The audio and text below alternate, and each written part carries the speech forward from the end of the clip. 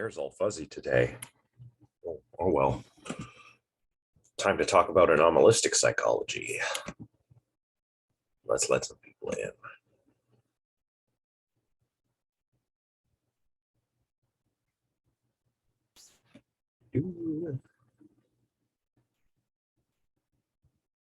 Right.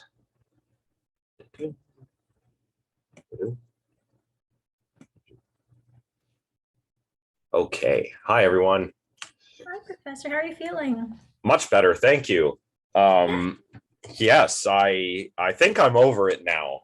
So that was fast, but yes, good thing I got the vaccine.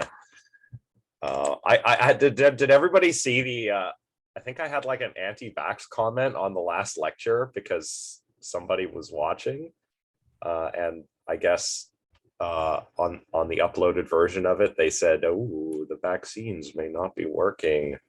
It was strange. I haven't had that yet on my channel, so I thought it was funny.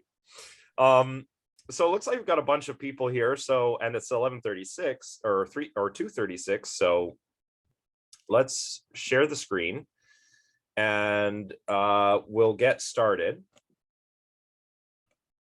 Mostly I'll be focusing on my set of slides for today, but I will probably flip back and forth to the paper. So if you guys also want to have a copy of the paper open on your computer, that might be helpful, or we could just read off my screen as long as my computer's not too slow.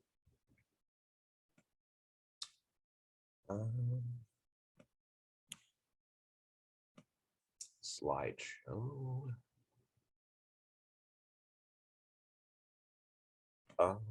Okay, yeah.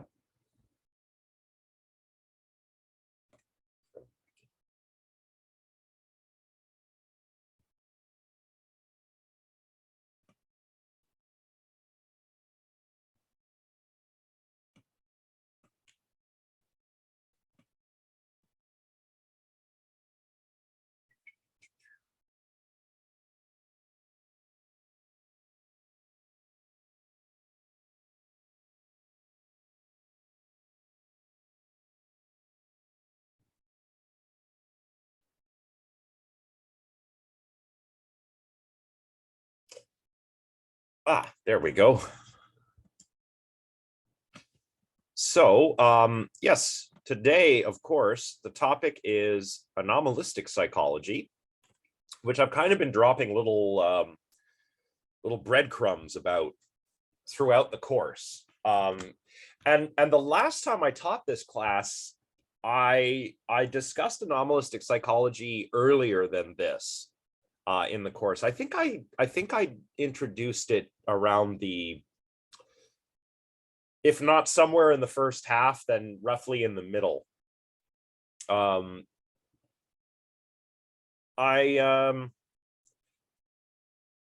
it's one of those interesting topics that I never quite know where to place, whether I should put it at the beginning or the end or somewhere in the middle. But I decided this time we'll put it towards the end. So the article we're focusing on is called Teaching Anomalistic Psychology by Warren Jones and Leonard Zusne.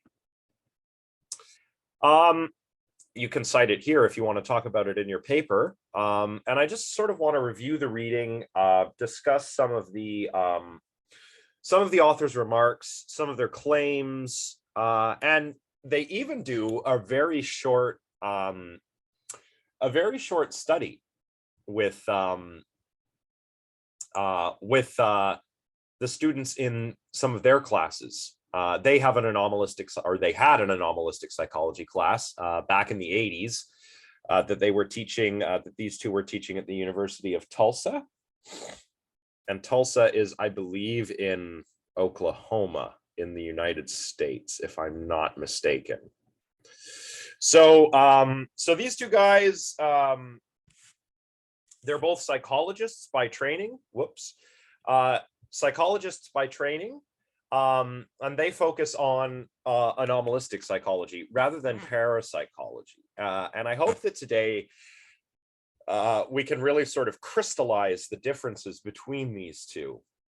But before we can tell whether we can do that, we've got to look at the author's actual work. So let's do that. So what do? Well, they start by saying that obviously what they're referring to as anomalistic beliefs, superstitions, magical thinking, belief in the paranormal or the occult or the supernatural, are usually looked at by people like Jones or Zusne or myself as educational problems, right? You may have even been in a psychology class yourself where perhaps you had just an honest question about something like ESP or something like that, right?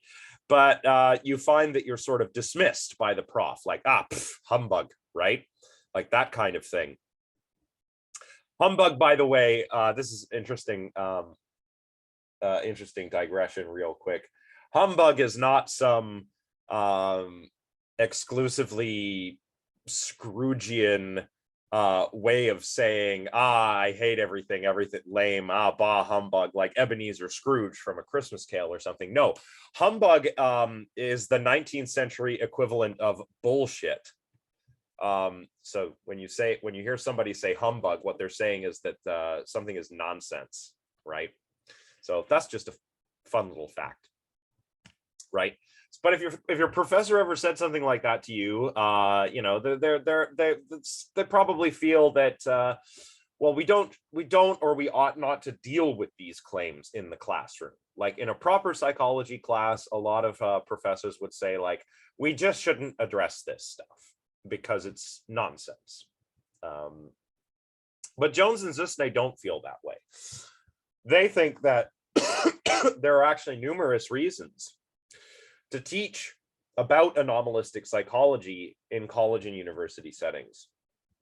One is that students are genuinely curious, right?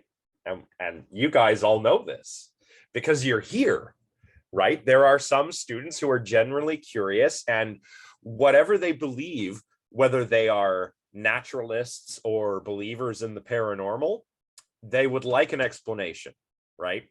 Jones and Zusne put it this way. They say, for the most part, we find questions from students about allegedly paranormal experiences to be genuine and sincere attempts at understanding.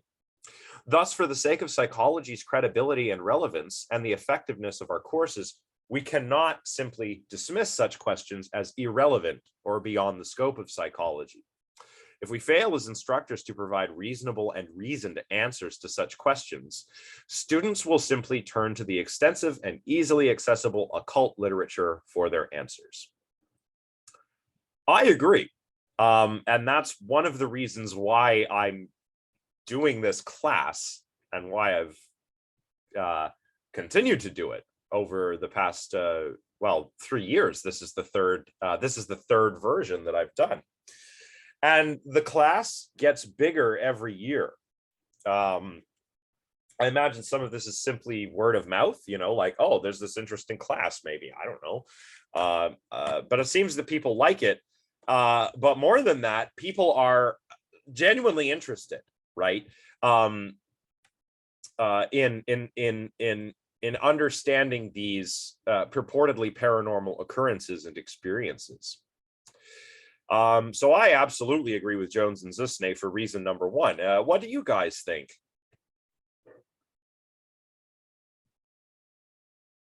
Yeah, I have to agree in the sense where we're naturally curious. You know, humans are just naturally curious about things. We are constantly searching for the answers, for we're trying to seek the truth or anything that we can get. So if it's not provided in like an educational setting like it is right now, like in this class, then of course they're right. People are going to turn to the only other alternative that they have, and that will be believing, you know, in the occult or other phenomenon. So yeah, I think it's curious how they use occult here, though. This was the early 80s. Anybody know what was going on in the early to mid 80s in the United States? Reaganomics in the Cold War. Reagan No. was A little, yeah, mid 80s. Yeah, the Cold War certainly. But Yeah. but was there anything going on in the United States where people might have been concerned about the occult?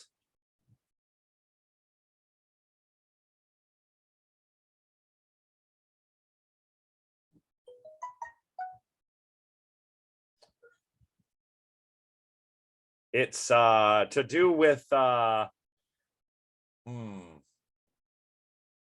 it's to do with, oh, I'm just trying to drop a clue. I mean, you probably would have seen a lot of parents worried their kids, they're listening to heavy metal and they're playing Dungeons and Dragons, and who knows what those kids are getting up to. What was that all about? Anybody know? It's called the Satanic Panic. Oh, okay. I was thinking Yeah. something about the parental advisory, the warning stickers that they implemented, Tipper Gore and LeVar Burton, but that was also late 80s. But yeah, Yeah, cool. late 80s, Satanic. early 90s, which Yeah. yes, Andrea, yes. The Satanic Panic. Yeah, the warning labels were a little bit later. You're right. That was Tipper Gore and all those senators' wives, which like that's a whole other thing for me, because before I did philosophy, I did music, right? So yeah, but that was crazy because they had congressional hearings on that, and the most unlikely trio of musicians testified. You had John Denver, Yeah. leaving on a jet plane guy. You had Frank Zappa, ridiculous genius composer extraordinaire, and you had Dee Snider from Twisted Sister. Sister, yeah. So and dressed up too, and yeah, he was so well spoken. Yeah, he was there in full like hair metal get up. Yeah, it was fantastic. So that was great. But the Satanic Panic was before that, and it was a moral panic. A moral panic where people were actually, I think if I do this class again, I think I'm going to have a unit on the or a lecture on the Satanic Panic, actually, because it's a moral panic where essentially what was happening was some kind of false memory sort of situation where people either, kids are being brought to therapists by their parents who are all worried, oh, the kids are listening to heavy metal and playing Dungeons and Dragons, and they're reading Tolkien, for goodness sake. Like, this is nothing new. Rock and roll music has always, I don't know when it stopped being satanic. Probably just after this. But in the 60s and 70s, even the 50s, everybody was like, oh, this rock and roll music is too satanic, So it wasn't that new, but what was new was that parents who were trying to, I guess, get help for their children were finding through these therapy sessions and stuff like that, or even just from talking, false memories were constructed and emerged of ritual satanic abuse, and it created this sort of satanic panic where everybody was worried about Satanists everywhere, right? Of course, Satanists are fine. You ever talk to a Satanist? They're interesting, but they're harmless. Most Satanists, whether you're talking about the Church of Satan and the Satanic Temple, are the two big ones. And both of them are largely non-theistic, which means they don't actually believe that God and Satan are literal beings. It's all allegory for them. So, Satanists are all right. But there was a moral panic at the time, and I just kind of wonder whether the choice of a cult here might have something to do with, like, oh, you don't want your kid to actually try and summon the devil or whatever, even though we don't maybe you don't want your kid doing anything like that. Have him take an anomalistic psychology class instead, right? So I don't know. I'm just riffing here. That's possible. But in the future, yeah, I'm definitely going to have to talk about the Satanic Panic.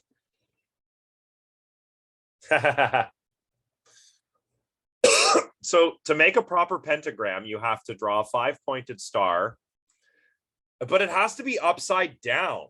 That's what everybody screws up. You got to put it upside down, and you got to draw the head of the horned god Baphomet over it. That's how you get yourself a pentagram.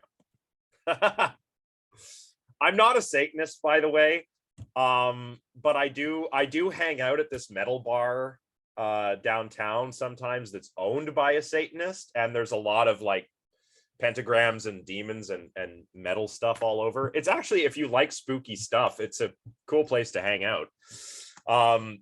So yeah, I that's how I know how to draw a proper pentagram. Even on the burgers, what they do, if you order the burgers and the sauce is in a pentagram. Yeah. Sacrilegious. Yes.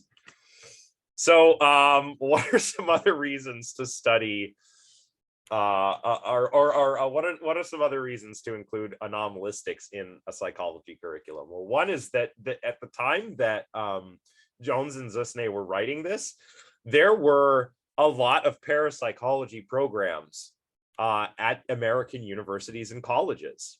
Now, we've already spoken at length about the problems with parapsychology. You know, parapsychology is, I like to say, it's that science that wanted to, but it just didn't make it, you know? And that's okay. That happens to a lot of things. A lot of the things we've looked at in this class are like that. Astrology is like that. Astrology used to be a science, an honest crack sometimes at figuring out things about people. But it doesn't work anymore. Or rather, it never really worked, and now we know why. Alchemy, same thing, right? Alchemy gave way to chemistry, and that's fine. These are like what Thomas Kuhn, the philosopher of science, would call paradigm shifts, right? People have probably heard this term paradigm shift. It comes from a philosopher of science named Thomas Kuhn. And Kuhn argued for a sort of historical understanding of science where you have a paradigm, which is your entire sort of theoretical framework for understanding reality. But if your paradigm's wrong, it starts accumulating anomalies. And when there are enough anomalies, the paradigm has to collapse or shift to a different paradigm. Thus, alchemy gives way to chemistry, astrology gives way to astronomy, physics, I mean, Isaac Newton established or helped to establish a paradigm of physics that was different from like Aristotelian physics. So right now, I would say that we're kind of going through something like this with parapsychology. This is very small scale, though. It's not like the whole body of psychology is undergoing a paradigm shift. It's certainly not. But there have been changes in psychology. For example, early psychology was very close to philosophy and also related to something called psychophysics, which is all about studying perception. This was subsumed by behaviorism in the early 20th century, which was the dominant paradigm in psychology. And then behaviorism sort of collapsed because there were things that couldn't explain, too many anomalies. And that led to cognitivism. And that's when we got cognitive psychology and the cognitive sciences started doing their thing. So we're doing this with parapsychology. And we need to counterbalance these classes that I guess maybe there are still some parapsychology programs. I'll tell you what, at Laurentian University in Sudbury, Ontario, which is kind of like in my neck of the woods. There's a guy named Persinger. I think Leonard Persinger. He's been in documentaries, you know, popular science stuff. He's been on that. I've seen him on a number of different documentaries about the paranormal.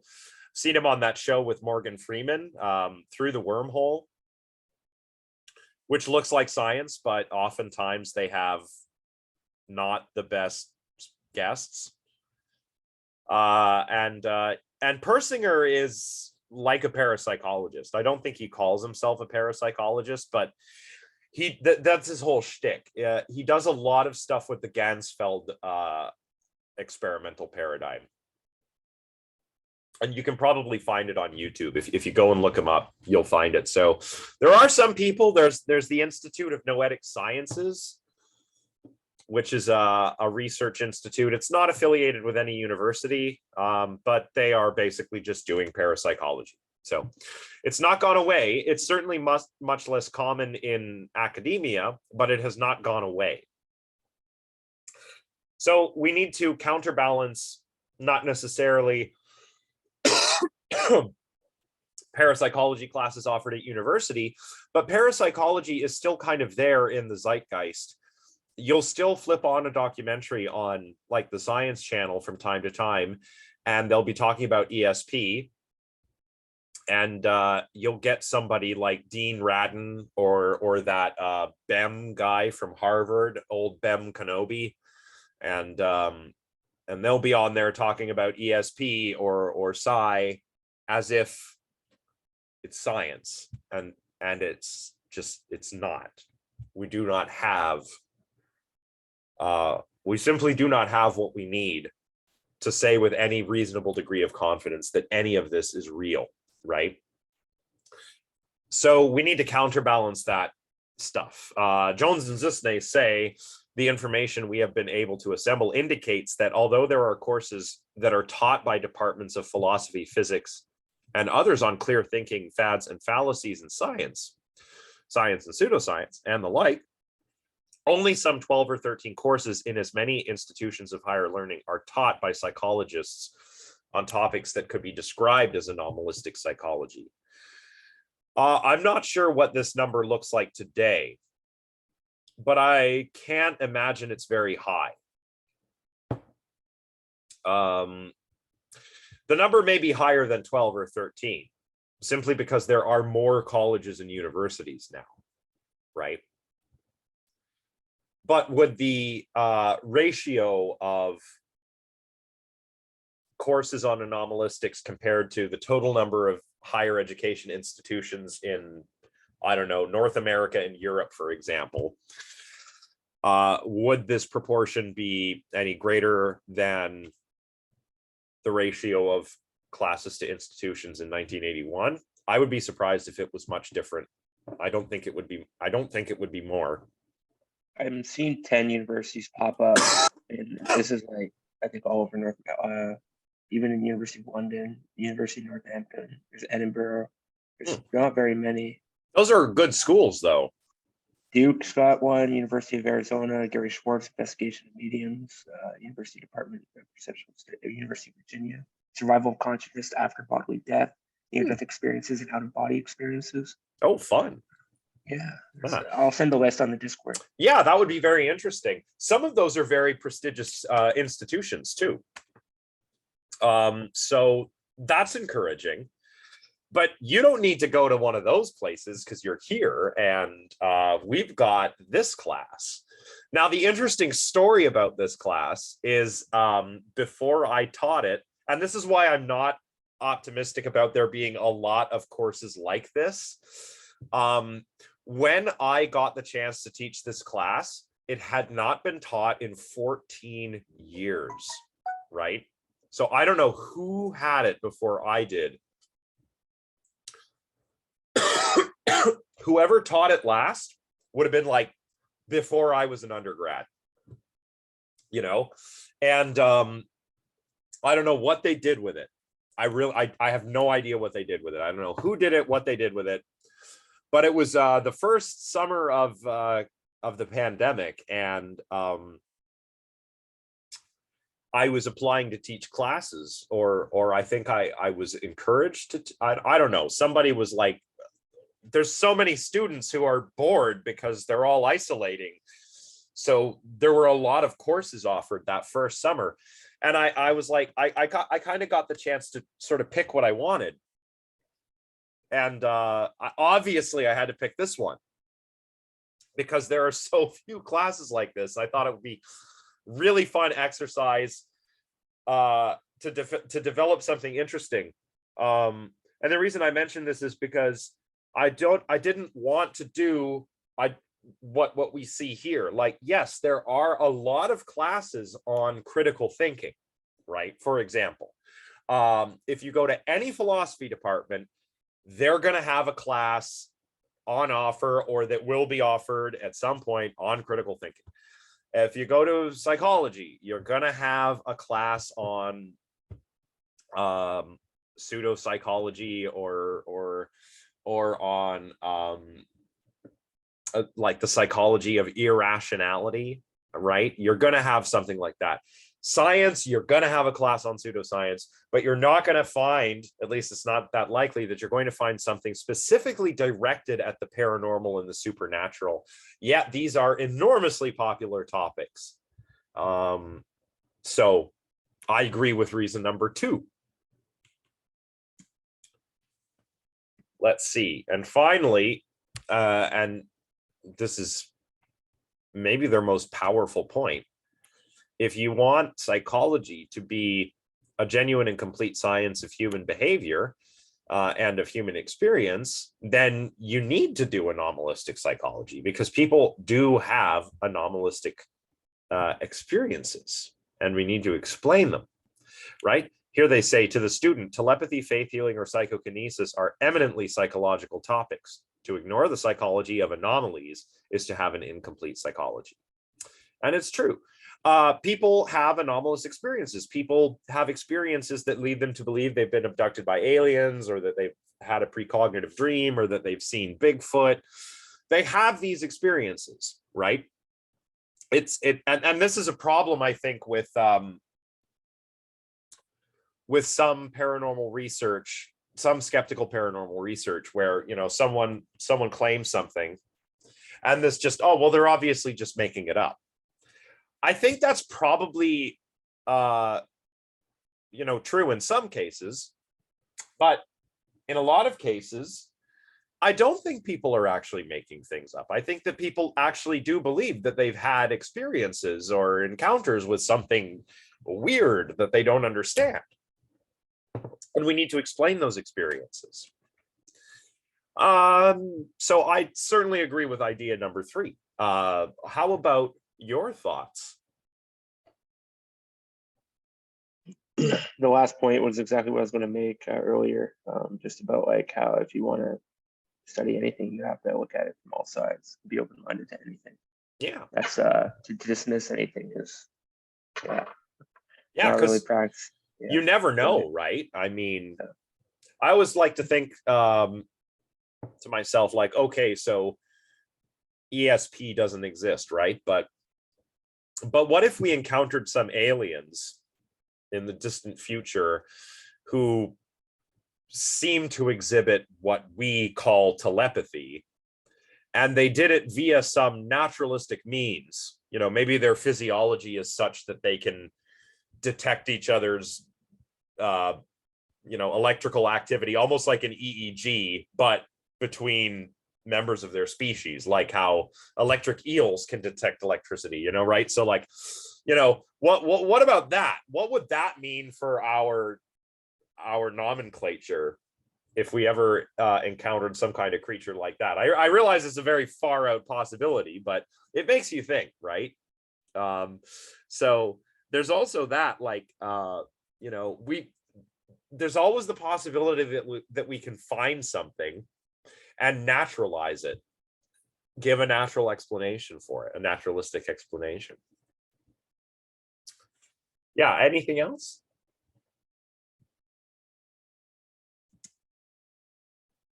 I just think it's wild. Yeah, I'm going to keep talking. It's I like how we just recently discovered that birds can see in UV on the UV spectrum, on a spectrum that we're not even able to see. Or was it pit vipers can have infrared sensors? Yeah. Yeah, just always something like 100 years ago, we weren't flying in the air, and now we just take flight for granted. You know, you can go sit in the chair and go anywhere in the world within what, 18 hours? It's ridiculous. So, Can even go into low Earth orbit, hop onto Jeez. Jeff Bezos's rocket or whatever, and go to the edge of space or something. Like, it's nuts. It's like Arthur C. Clarke said, right? Any sufficiently advanced technology is indistinguishable from magic. That's so true. Yeah. I'm also getting Dr. Evil vibes from Jeff Bezos and his shit. Yeah, it's I mean, yeah, these are all vanity projects. Bezos, I'm not particularly interested in. Musk, I'm not really interested in. Tell you what I am interested in though. The upcoming Artemis mission. Does anybody know about this? Oh man, it's far out. The Artemis mission is NASA going back to the moon. And by I think within the next year or two, the Artemis spacecraft will complete an unmanned mission to around the moon, like to test the ship. It's going to launch from Earth, go to the moon, orbit the moon, come back to Earth. And then after that, and the plan is to establish a permanent base on the moon. That's what I'm excited for. I don't care about Elon Musk and his Twitter trolling friggin'. I don't think that guy actually cares about saving the planet. Sorry. He doesn't. No. I'm just imagining all the moon landing deniers, what they're going to come up with, like deep fake. I can't wait. I can't wait. It's going to be amazing. It's going to be amazing to see the flat earthers. Like, what are they going to do with it? I can't wait. But I also can't wait to see that rocket. This is going to be like the most powerful rocket, like more powerful than the Saturn rockets that took the Apollo missions to the moon. It's going to be something. I'm really excited for it. So I think by 2024, this is supposed to happen. So keep an eye out for it.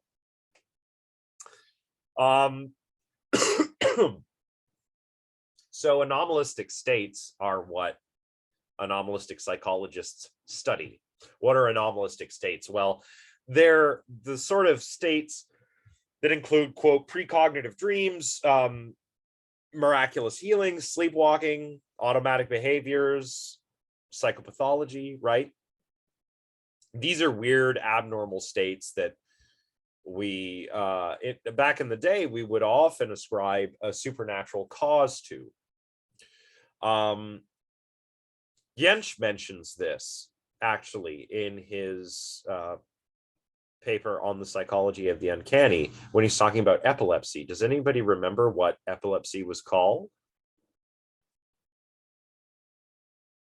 Morbus sacer. It's like a sacred divine illness because it was thought to have come from the gods. I mean, let's say that you were in the Dark Ages. Probably not a time you want to go back to, but if you were mentally ill in the Dark Ages, what would they do?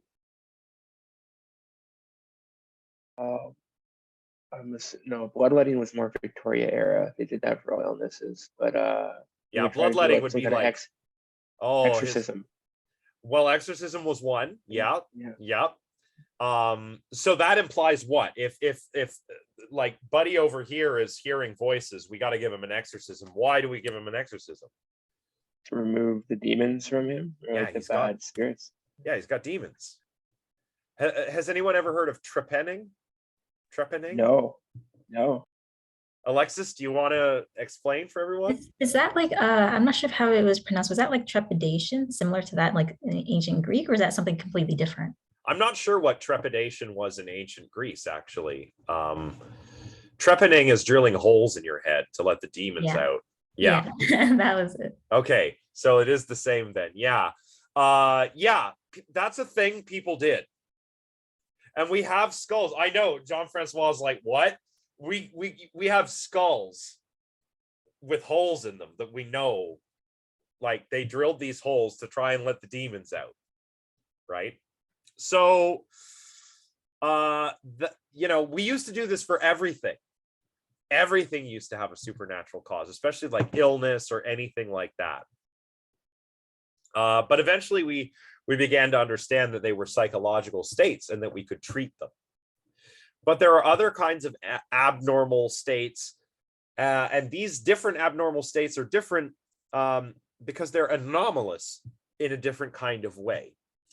They're not anomalous in the sense that I'm hearing voices, but there's some pathology there. Like I have schizophrenia, and if I take some antipsychotics, I can be okay, right? It's not like that. It's rather anomalous in the sense that the phenomenon in question seems to violate the limiting principles of naturalism. That is our understanding of how space, time, all of nature works, right? So, cause and effect are great limiting principles of naturalism. And you can see how something like precognition violates this, because it would because it would imply that an effect can precede a cause. If I have knowledge of the future, I have knowledge of some effect that hasn't been caused yet, right? So that's one example. Or space, time, matter, how all of that stuff works. Many paranormal entities are believed to be immaterial, so like ghosts or the soul. Like I don't want to say the soul is a paranormal entity, but it is if it's haunting somebody or some place, right? So ghosts are like immaterial, but they can interact with matter. What? How does that work, right? So that's a problem, right? That these anomalies, when they are explained by appealing to the supernatural or the paranormal, that often these explanations violate the principles of naturalism. And that's what characterizes the kinds of anomalies that anomalistic psychologists want to study. They want to study experiences that violate these principles. Because when these principles seem to be violated, often that's where we go, the supernatural or the paranormal, right? So anomalistic psychology was actually introduced by Robert Westcott, who was an anthropologist, and the term is meant to be more neutral than parapsychology. After all, parapsychology, as we've seen, kind of assumes that there is a paranormal or supernatural explanation for whatever phenomenon it's trying to explain.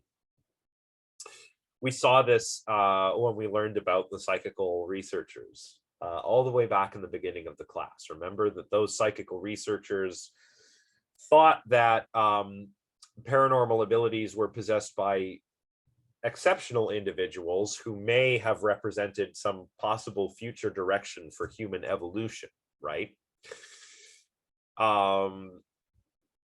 Like X-Men. So the parapsychologists are saying, like, okay, so ESP is real.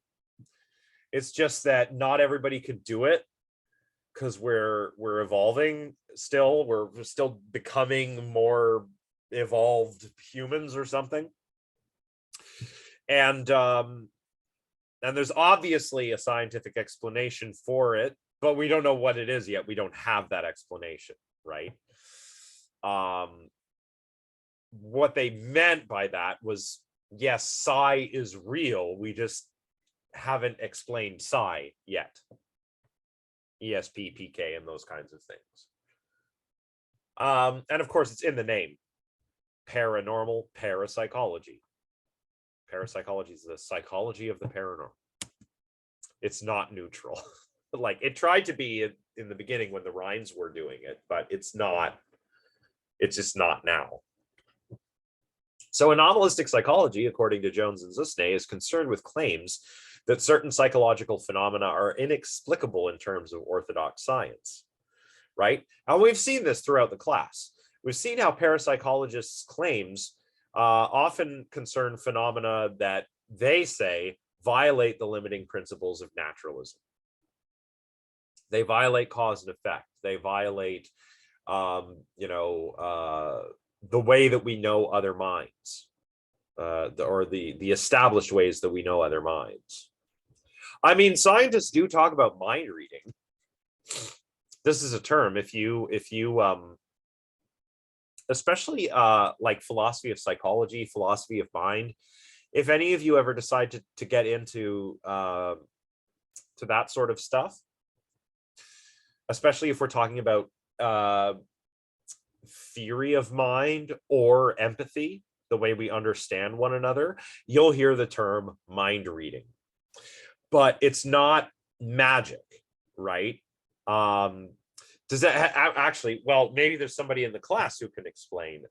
Anybody who's into the philosophy of mind or psychology, who's perhaps done a little bit of reading on mind reading?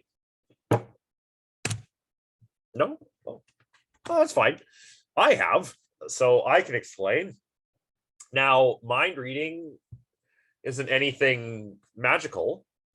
Mind reading is simply my ability to work out what you are thinking and feeling. And how do we do that? Asking open-ended questions and generalized questions. Yeah, Well, better feel for you. Well, you can, but imagine that we couldn't speak. Well, you could pick that up with like body cues, like little subtle movement, micro behaviors, like that kind of thing. Yeah, exactly. You can see from other people's behavior and from what they say. And you don't have to ask them like, hey, what are you thinking right now? Right? Like, imagine you're just watching a guy. He's in his living room and he gets up, gets a drink out of the fridge and goes and sits back down again. What could you deduce about his mental state just from that description? He's thirsty. Yeah, obviously, right? What am I doing watching a guy in his living room? You're taking a philosophy class. Right. So yeah, like or early like analytic philosophy is full of like super simple examples that try to sound profound for knowing other minds, like, oh, I see that Jones has taken his umbrella with him, so I can deduce that Jones believes it'll rain today. Like, oh man, remember when philosophy was just that? Like Jones says, oh, it's 5 o'clock and looks at the clock, so I can conclude that Jones believes it's 5 o'clock. Whoa, philosophy. Anyway, I don't want to pick on analytic philosophy too much. It's fine. It's just, sometimes it's a little dorky. So, that's mind reading in like the sense that actual scientists will talk about. They'll talk about you could have a theory of mind where you theorize about what other people are thinking based on what you observe, or you can simulate. That's when you put yourself in someone else's shoes, or you imagine that you are them in that situation. So you can imagine you are them. That's radical simulation. Or just imagine that it's you in that situation. That's simulation, right? Empathy, sympathy, compassion. We catch other people's emotions. It's like contagious yawning, right? Somebody yawns and then you yawn. Well, if I laugh or smile, the people around me might laugh and smile. We catch each other's emotions this way. So there's nothing magical about it, though. So somebody says, well, I think I can know another mind via ESP. Well, what an anomalistic psychologist must do is apply the scientific method to a claim like that. And that means that that means that sometimes things are going to be explained as non-phenomena or explained away. That does mean that if we're going to explain these experiences naturally, sometimes there's going to be nothing going on, or sometimes there's going to be something interesting going on. You know, somebody could believe they've had a paranormal experience and simply be mistaken. Or somebody could believe they've had a paranormal experience due to like an episode of sleep paralysis, which would be really interesting to try and understand, right? Sleep paralysis is a very interesting state of being. So anomalistic psychology, I think, is kind of, it's not exactly what we've been doing here because it's a philosophy class rather than a psychology class, but we are doing the same sort of thing that Jones and Zusne claim anomalistic psychologists must do. I guess you could call this, if not philosophy of the paranormal, anomalistic philosophy, which I kind of like,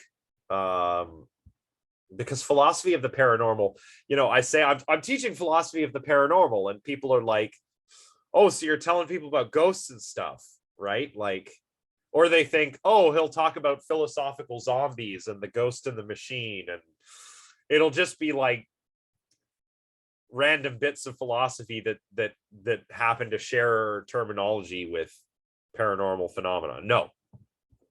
So I don't know, maybe I should change the name of this class.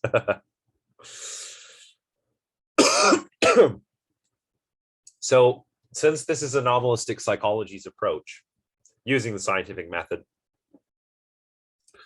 will it ever uncover anything that's paranormal, supernatural, non-physical?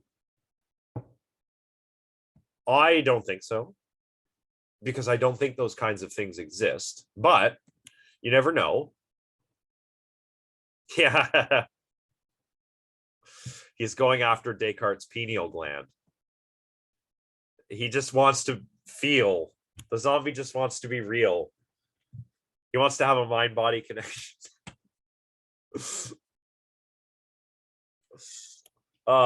Anyway. We're reading Descartes next time, by the way. So I'll talk a bit about the pineal gland and the whole thing if you don't know about it. But yeah, that was where it all came together, according to Descartes. Well, I don't think that these kinds of things exist. But as Jones and Zusne say, when the scientific requirements of falsifiability, replicability, parsimony, and intersubjective verifiability have been complied with, the seeming need to revise the basic limiting principles of naturalism can be seen to have lost its urgency. So what they're saying here is like, look, maybe we think we find something that is truly paranormal or supernatural, but if we do things properly, if we try and falsify our hypotheses rather than verify them, if we go for replicability, if we can replicate findings, we make sure our explanations are parsimonious, you know, have the fewest unwarranted assumptions as possible, and so on and so forth, then we really don't have a need for these kinds of explanations, for supernatural ones or paranormal ones, I mean. So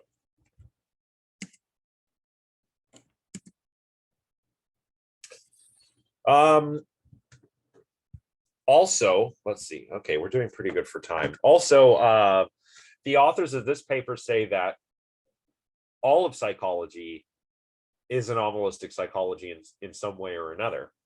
And we'll go to their paper to see what they mean. My computer cooperates. No. Oh, no, I pushed the wrong button. Okay, here we go.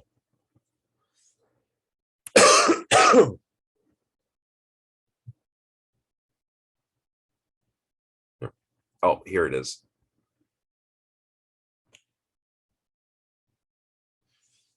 So I'll scroll down. Here we go. So this is what they mean. You know, all of psychology really touches on anomalistics already. They kind of propose here a possible table of contents of a textbook of anomalistic psychology that is organized by the topics of a general psychology text, as is, for instance, ours. So this is kind of based on their own psychology textbook, but it would be anomalistic psychology. And here are the areas of psychology, and here's what you would actually do specifically related to anomalistics. So for psychology and the scientific method, for example, you could critically assess research of anomalistic phenomena, talk about falsifiability, replicability, and parsimony. Do some philosophy of science along with your psychology so that your psychologists become good scientists, right? You could have a chapter on physiological psychology, and here you could talk about faith healing or psychic surgery. Psychic surgery is when those guys pull guts and stuff out of you, you know, that pull the bad stuff out without breaking the skin. But really, it's sleight of hand, right? And they use like chicken parts and stuff. And you can see performances on YouTube. It's pretty gross, you know, there's blood and everything, but nobody's like getting actually opened up, right? It's sleight of hand. Fire walking, you know, when people walk over hot coals, that's actually got a really cool it's actually cool physics behind why people could do that. Voodoo death, so you get killed because I guess you've got a voodoo doll of yourself, and someone's gonna give you a voodoo death. Stigmatism, physiology of altered states of consciousness would be that would just be cool. I think there should be courses on that stuff. Meditation and yoga. So and again, not all of this is paranormal. Meditation, yoga, altered states, I do not think are paranormal, but they are kind of anomalous. I guess maybe some altered states of consciousness could be anomalistic. You could have a section on perception and psychophysics. When Jones and Zusne say that here you could talk about misperception in relation to stage magic or psychic sham. And this is still something I just like to do for fun. I was doing it last night. I was watching random sleight of hand videos, and I was trying to work out. I was like, when is what happening? Like, how am I being fooled? Right? I was like Penn and Teller fool us-ing myself, and it's a very interesting exercise to do.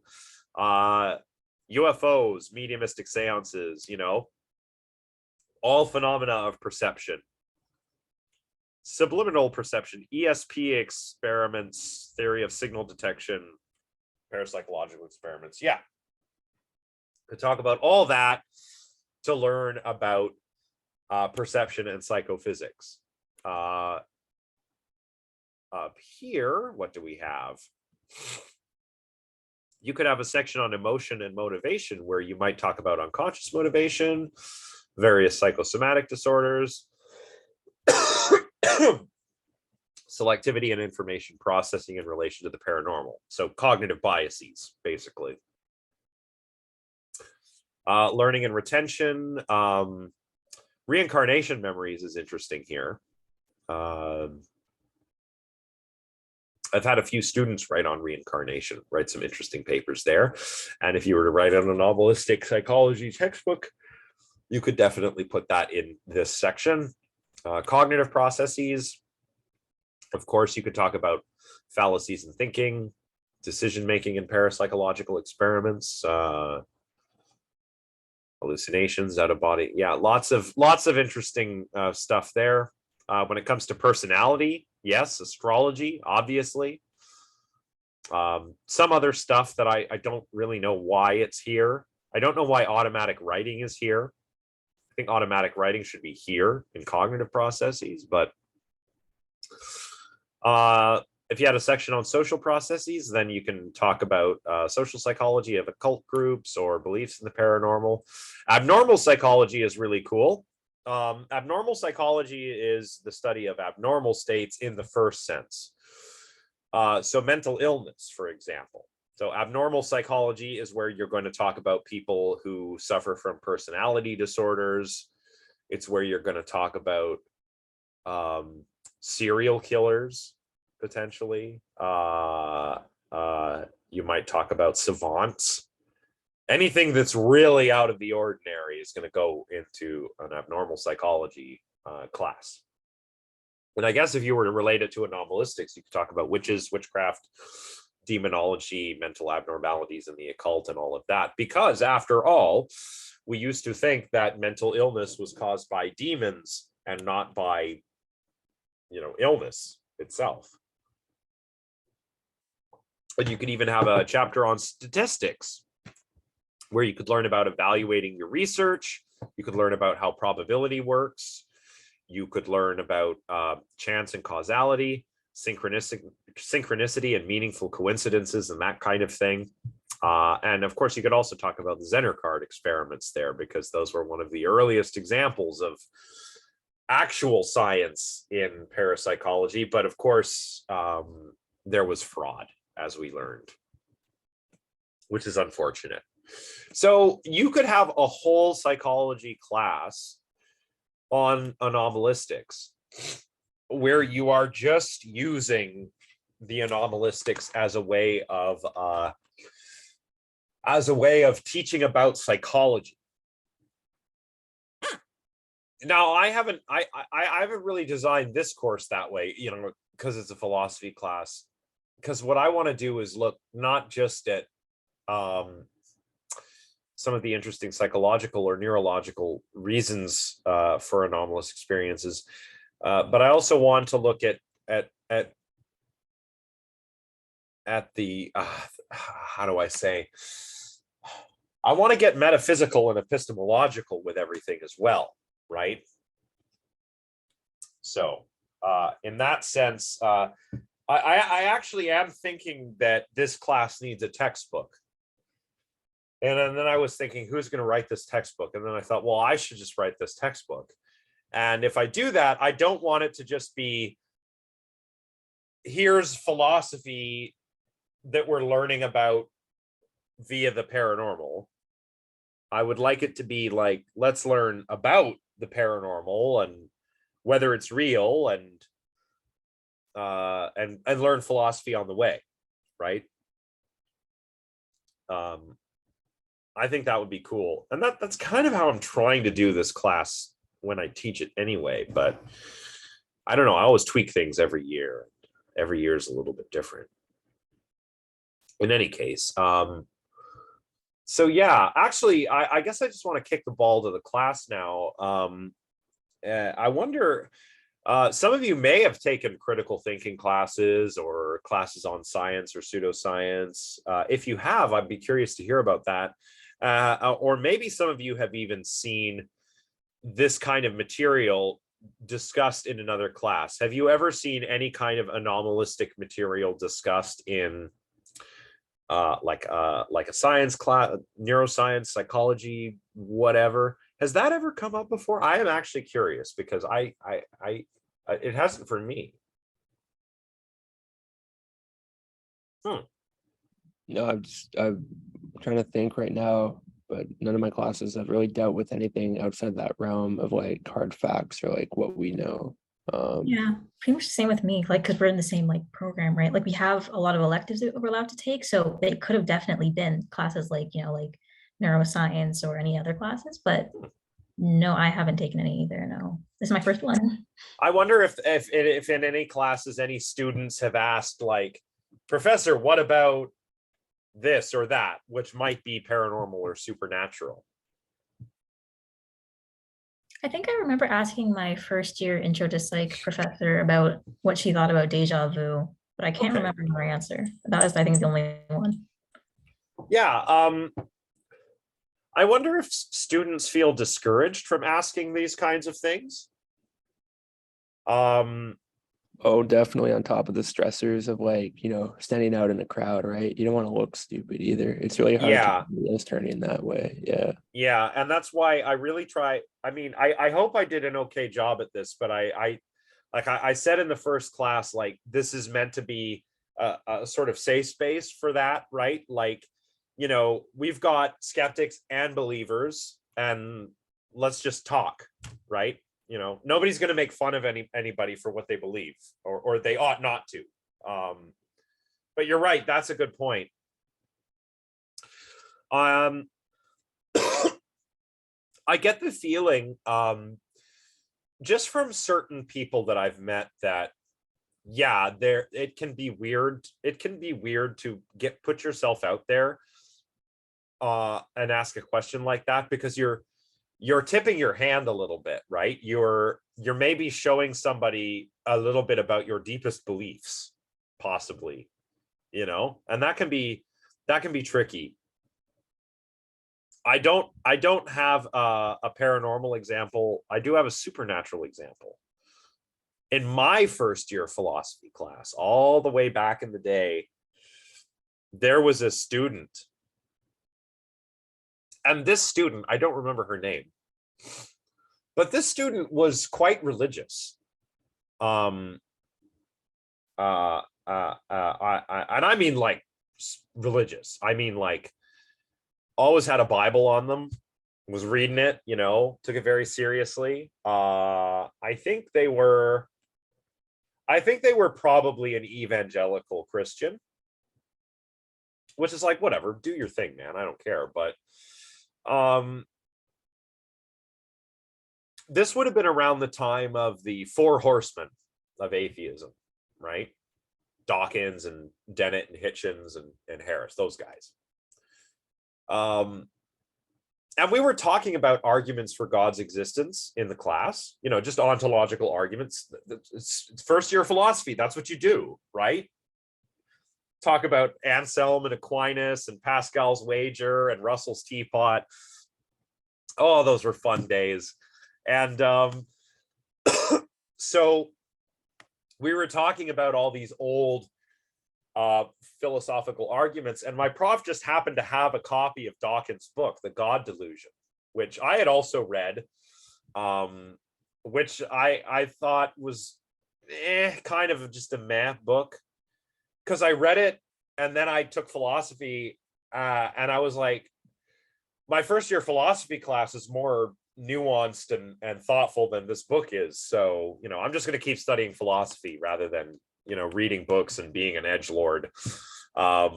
So that's what I did. But he had that book, and he was just to show, like, look, see, this book just came out, and we're talking about these questions from philosophers that lived hundreds of years ago. So this is a perennial question. It's a kind of question that never really goes away in philosophy. That's all he had the book for. Just to make that point, like, look, Descartes was arguing about God. Dawkins is arguing about God. It's never going to go away. It's a perennial question. This person broke down in class, like she started crying, and we were kind of like, did we all say something? Like, because no one had said anything.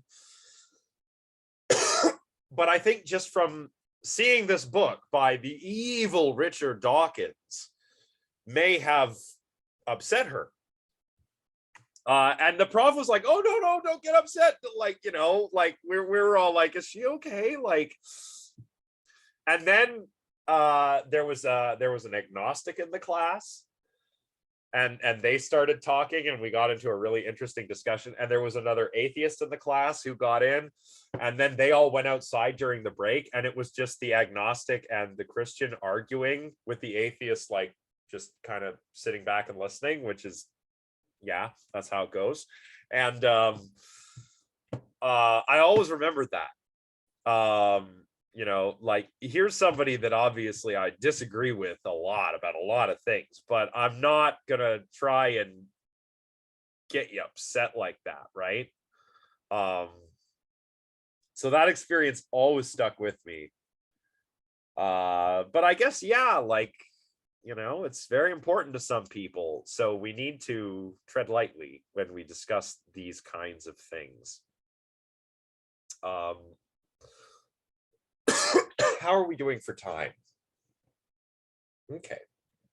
I think we'll probably take a break in another 10 minutes. And I'm going to try and wrap the class up around 5 because I have some meetings. So just to continue, a lot of psychologists personally don't believe in the paranormal, right? They would say that the sorts of things that we've looked at in this class, like psi phenomena, right? ESP and PK, they're not real. So why should we study them? Why should we have anything to do with them? Jones and Zusne think this is the wrong approach to take, because even if paranormal experiences are not real experiences of the paranormal, they are real experiences. Psychologists, therefore, are obligated to understand these anomalistic psychological states and to try and offer naturalistic explanations to their students. After all, if you just pass over the paranormal or dismiss it, hand wave it, it doesn't dispel people's beliefs about the paranormal. And we've encountered this idea before, I think, in the concluding chapter of Abominable Science, which was recommended but not required reading. So you may not have read it, but what were their names? Loxton and Prothero both make the point that, you know, if scientists don't engage with this stuff, people are going to get their information from somewhere else, right?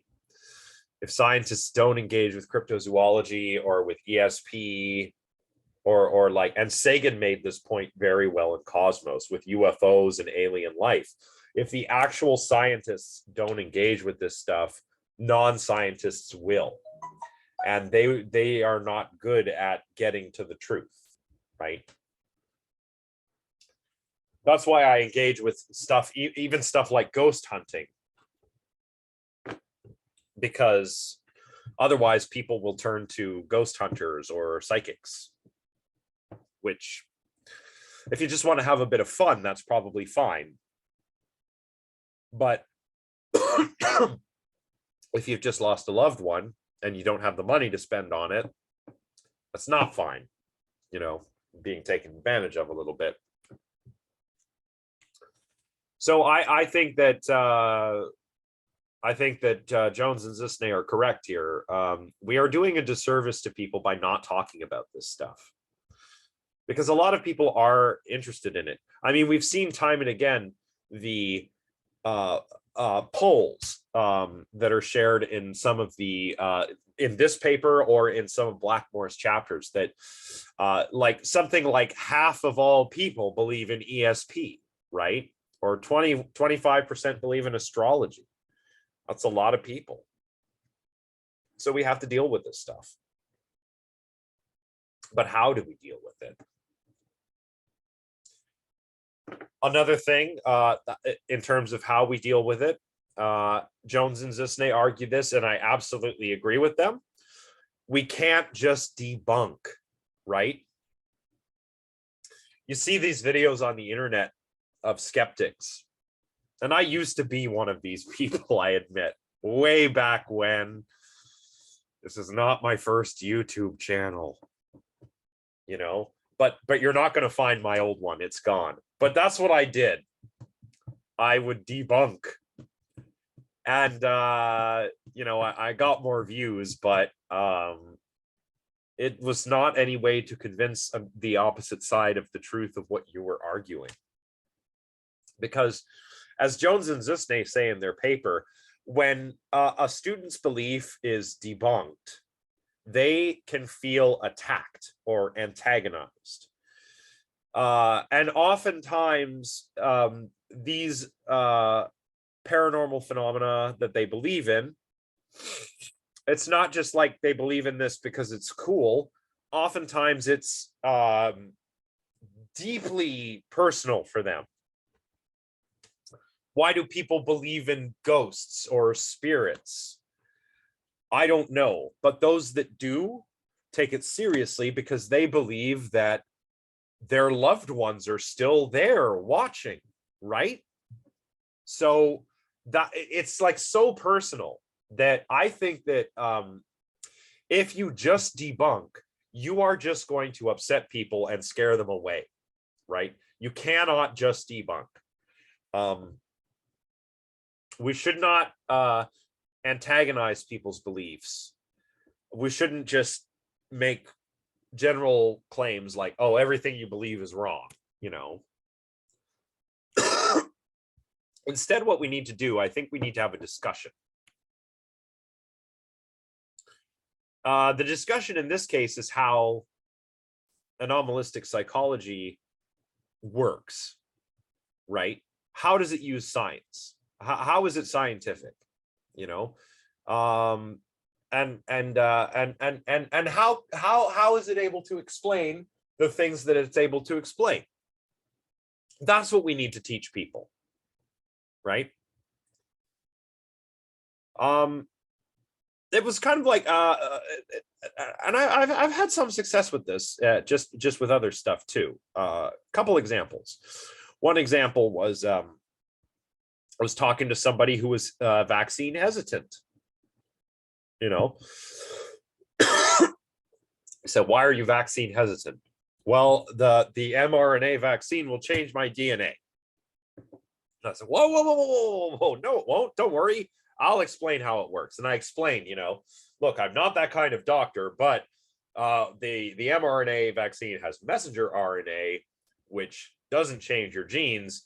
It goes and tells, you know, it sends a message. It says to your cells, do this, do that. You know, it doesn't change your genetic code though. And I explained it and they were like, oh, that makes sense.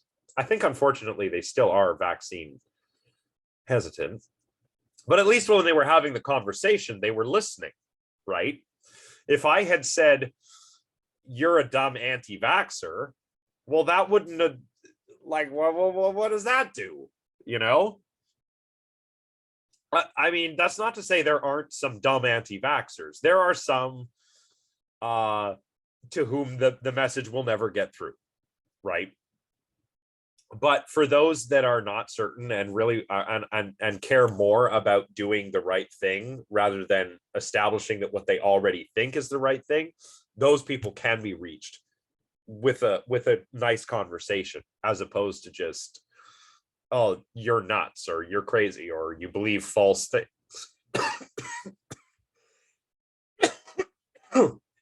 I'm sorry that I'm coughing. I still have a bit of a scratchy throat. I would say that's the only symptom of COVID that I have at the moment. That's Okay. good. Yeah, you're talking about in social psychology, we talk about foot in the door technique, where it's like you make a modest request first, and then hopefully making leeway or openings to a larger request later. And I guess that's a lot more feasible. Interesting. That's yeah. Like start small, basically, right?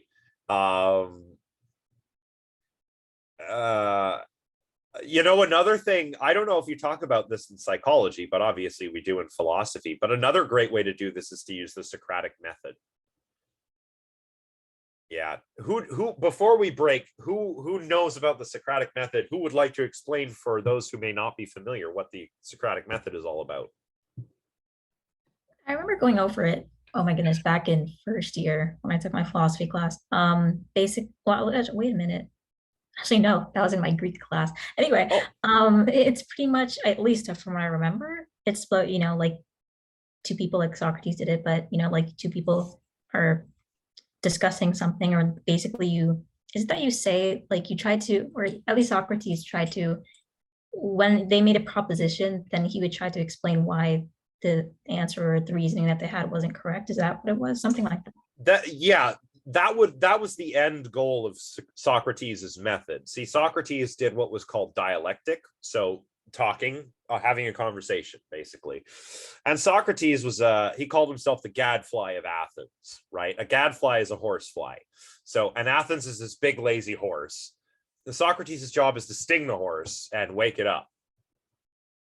He also likened himself to a midwife, and his mother was Socrates' mother was a midwife. Socrates was an intellectual midwife, though. Instead of babies, he helped people give birth to ideas.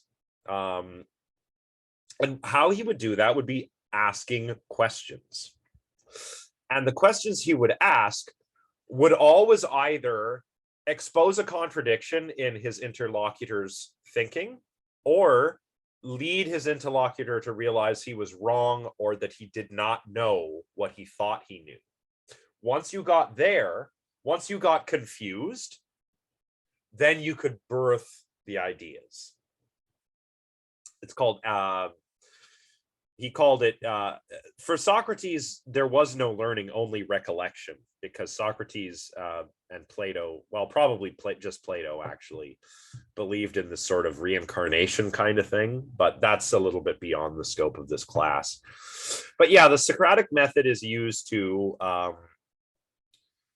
get to that uncertainty.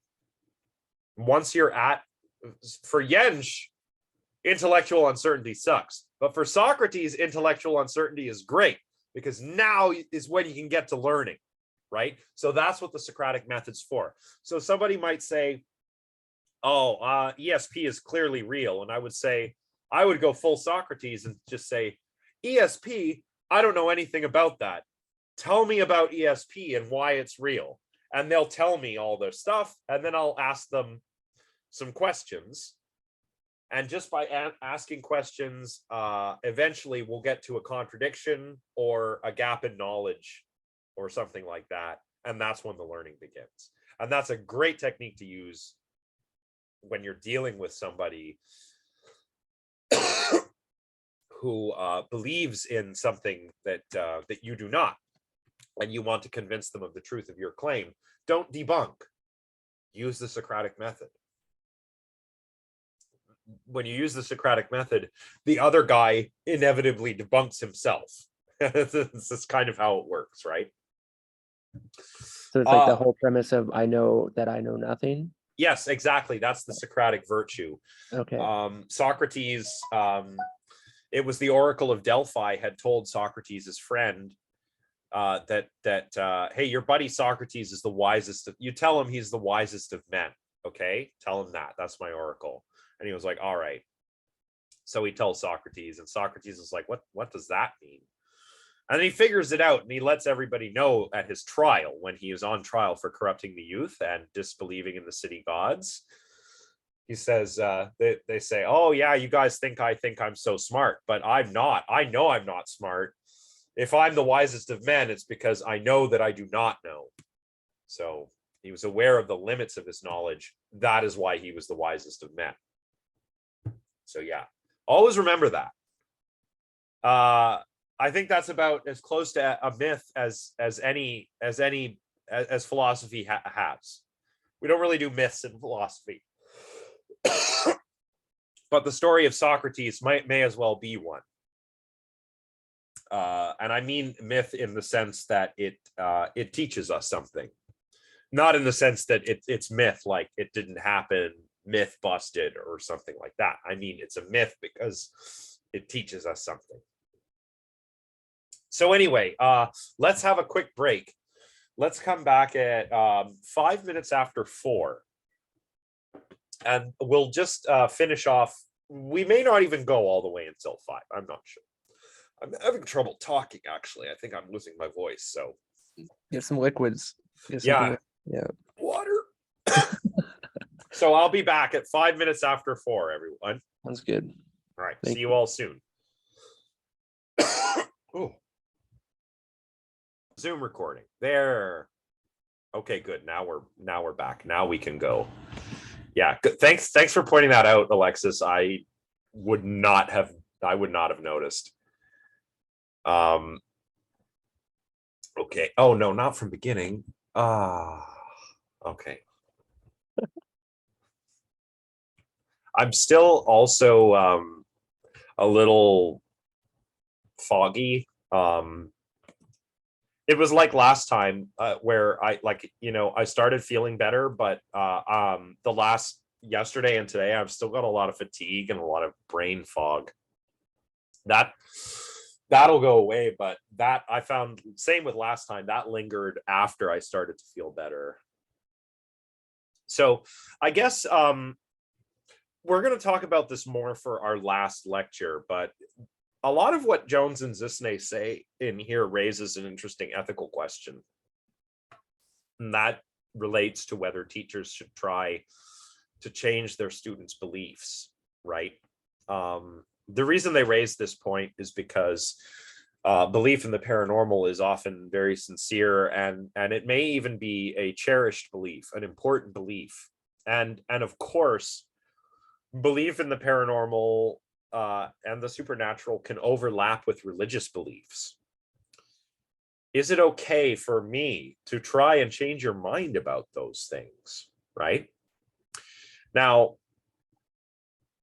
I'm just curious. There's going to be a whole seminar on this, but I'm curious what your thoughts are. I think like a teacher should help to a student expand their mindset and like have a more open-minded approach to things. Not necessarily that they have to like, this is right, this is wrong, kind of come to their own conclusions, right? Yeah, but, yeah, that's a good point. Like, after all, as I say here, and as Jones and Zusne say in the paper, education is the goal of a teacher, not belief change. But surely education necessarily involves belief change, right? Like you said, Jean-Francois, when you go to university, the whole reason you go there is to think, to learn how to think critically, to ask questions of authority, to learn about reason and how to use it properly, to eschew dogma and superstition. Think of the university. The first universities were, the first Western university was Plato's Academy, right? And Aristotle followed that up with the Lyceum. And there were many other universities in antiquity. The oldest university in the world now is over 800 years old. It's the University of Bologna. Oxford is very old. Cambridge, very old. That's why they're so prestigious, because they're so old, right? So very old universities. And universities during antiquity and the Dark Ages were kind of like these places where you were safe if you were a free thinker, right? Still is that way today in some places, right? University professors throughout time, throughout history and recent history have been a little different. I mean, you got to admit, right? We're a weird bunch. I'm not like a professor with a capital P, but but we're a weird bunch. And the university is like a place where you're supposed to be safe. So when something like the fire of the Library of Alexandria happens, or the destruction of the House of Wisdom in Baghdad happens, that's scary, right? That represents a return to a dark age, right?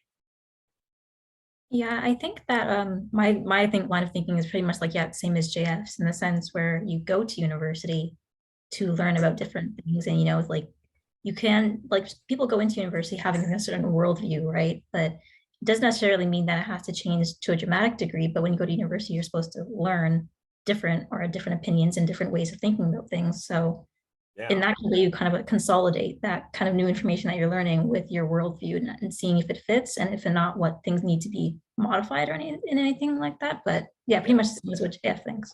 It's all very Quinean, I think. And I know I brought Quine up before and people were like, oh, gross. But yeah, Quine was a philosopher who yeah, your mind is like your mind is like a big scientific theory. All of your knowledge and beliefs are like bits of a theory. And if some of those, if elements of that theory are in conflict with one another, you need to do something about that. You need to change a belief such that your whole propositional attitude system, your system of beliefs and desires and all of that, is all internally consistent, like a nice scientific theory, right?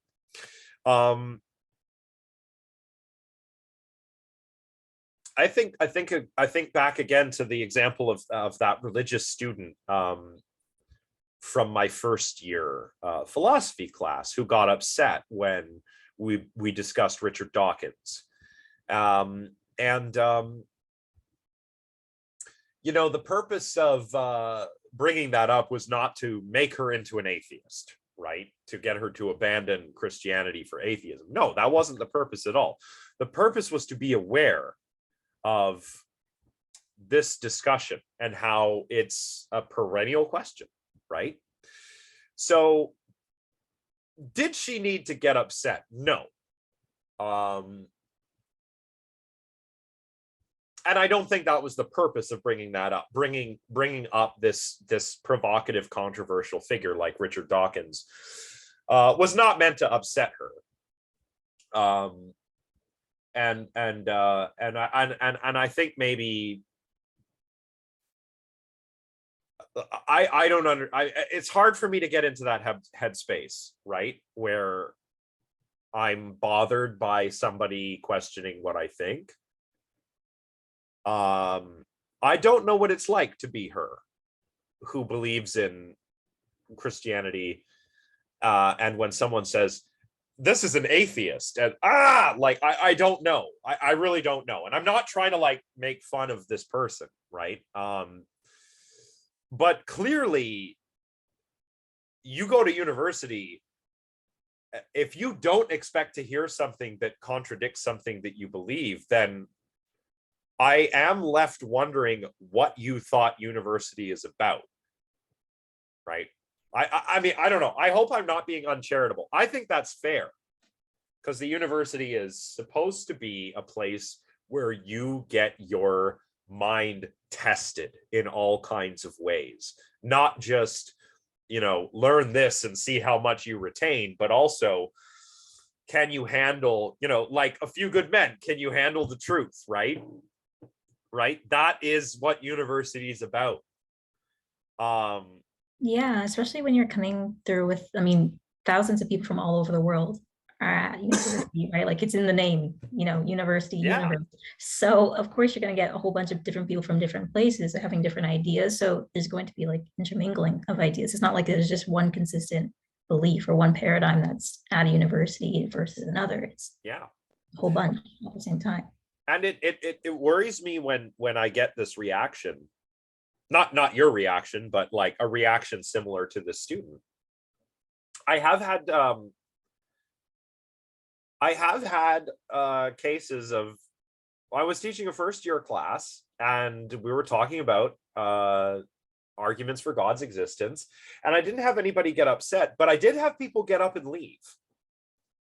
And I thought, that's just such a shame, because I want those people here, right? I don't want them to be like, you know, oh geez, if I hear this argument against the existence of God, I might be convinced, and oh no, that would be bad. You know, like I'm not trying to do that. I'm not trying to do that, right?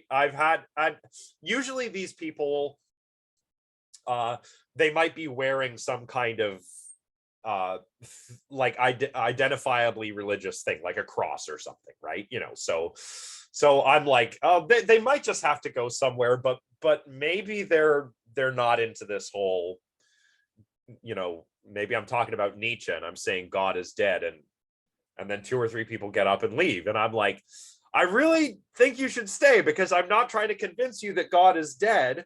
I want you to be able to, like, you know, you can't just leave. You have to. How do you deal with this? You can How many people go to university though just to get their degree and get out? I know so many people that do that as well, right? But those people aren't here for the right reasons. Huh. That's what I see. University is not about getting a job. It's not. What? Yeah, no. If you want a job, go to college. University is for this. University is like the gymnasium of the mind, right? And you're going to all come out of here. If you come to university with the right attitude and you go to the gymnasium of the mind, you're all going to come out as beefcakes, right? That's the goal. Like, you know, to get your brain shredded, to use a poor analogy with physical exercise, you know. So and it's true. Like I felt like, you know, when I went to university, I was like, oh, I'm a smart dude, I guess. But when I came out, I realized, like, now I get the Socratic virtue. Now I know how much I do not know. And that has only gotten truer and truer the further I went. And when I finished the PhD, I was like, geez, I really feel like I know less than I've ever known, even though I've learned more than I ever have. Right? That's what university is for. So I guess in a certain sense, it is the point to change people's beliefs. But I don't know where that line is. I have a sense of where the line is, but where is the line between me trying to give you knowledge and me chipping away at something that is important, that's part of who you are, right? So, you know, I could teach a philosophy class where I'm going over arguments for the existence of God, right? And I got everybody. These are big first year classes. So, and the university is a very diverse community. So usually I have students that represent many different faiths. Obviously, many Christians and a lot of Muslim people as well. I have Jewish students, I have Hindu students, I have atheists and agnostics, and I'm sure I've got many others as well. A lot of different faiths are represented in large philosophy classes. And it's my job to, you know, to impart knowledge, to impart critical thinking, and to show people how this is done, show them the Socratic virtue, the principles of naturalism and science. But where's that line? You know, I can have a lecture where I'm talking about arguments for the existence of God, and I can have the students talk back and forth. The religious students might debate the atheists and agnostics, or they might debate amongst themselves. You know, there's interesting discussions to be had about the different views on the nature of God between the Abrahamic faiths, for example. And those are fun discussions when we have them. But where's that line? I think that line moves depending, like, you know, through the acquisition of knowledge, your breadth kind of opens up, like you said, and it changes for different people in different ways. Yeah. It's in constant flux, right? Yeah. I mean, here's what I mean. Let's do a thought experiment. Let's say I have a student who is, they are a Christian, but they're not like super Christian. They're one of those Christians that maybe go to church on Easter and Christmas. You know, it's you're culturally Christian, right? And then I tell you all about arguments against the existence of God. That's probably right.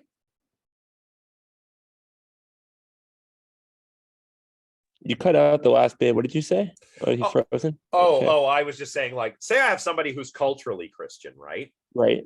And then I show them arguments against the existence of God. That's probably okay, right? Sure, yeah. It's a free country. Why not? After all, people can leave, right? Yeah. They can leave. What if I'm talking about life after death, and why it probably doesn't exist, and I've got a student who just lost a parent, who is also religious? Is that okay? Yeah, the wounds are fresh. How would you know that that person's parent had just had ceased or had deceased or became deceased. Let's say I found out because they were grieving and I got a bereavement. They got a bereavement accommodation. And you still went through with it. Yeah, well, that's the thing. Like, right? Do I change the class because of this one No. student? Like No. that one's still, it's just because if you have like hundreds of students in a class, maybe you can just inform the student what the topic of discussion would be in the upcoming class. Exactly. Like if it's Yeah. like that way Yeah. they can choose to attend or not. Yeah, I think that would be fair. If I'm talking about animism, and I have, let's say, and I've actually had this before, and I'm happy to report that it went very, very well. But let's say I have a student from one of Canada's First Nations communities, and I'm talking about animism, and I'm explaining animism in naturalistic terms. Now, this is a bit different from the case of the religious person, the Christian, because they're kind of in a majority. Whereas the person who may be from a First Nations community is not.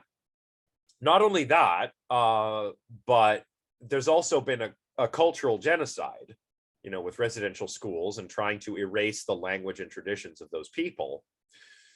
And then I come along and say, well, there aren't really spirits. It's just the way the brain works. Is that okay?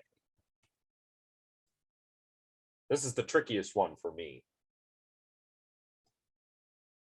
So you're alluding to the fact you have a First Nation member in your class, and you're talking about animism, which is like attributing life to, like, say, plants and stuff like that. I mean, you're saying that no, it doesn't exist. I mean, it's a different perspective. I say it's okay. I mean, you got to be open to everything, right? Okay, fair enough. Yeah. Yeah, I mean, what you would be doing is more offering more of like you're saying here, an anomalistic explanation for something like that. So it's not like it's just a perspective. It's not like they're saying like what they believe is wrong. It's just saying like you believe more of the scientific aspect of it versus the more of, they would say, like not necessarily parapsychological, but something more along those lines than you would be doing. So yeah, it's just your perspective. So it's not like it's. I think if you like put your foot down, you say anybody who says different than this is absolutely wrong. Get out of my class. Yeah. You're doing that. Yeah, no, and I wouldn't want to do that. That would be debunking. Like, you know, if someone said my people believe that there are these spirits, and I said, well, spirits aren't real, get out. Like, that would be debunking. But that would be terrible. Like, why would I do that? And this student actually, I mean, we had a really cool discussion in class that went along those lines. Like, well, traditionally my people believe this, and I said, oh, that's really interesting because humans have this tendency, and there are similar things in other cultures, other indigenous cultures. Like if you compare, like, you know, Eastern philosophy, African philosophy, and a lot of philosophy from the native peoples of the Americas, there's a lot of really interesting similarities there. And I think it's like, I'm not debunking, I may be unweaving the rainbow a little bit, like explaining how it all works, but I think that's cool. Like look at how all these people do all this stuff and they all kind of converge on the same kind of things.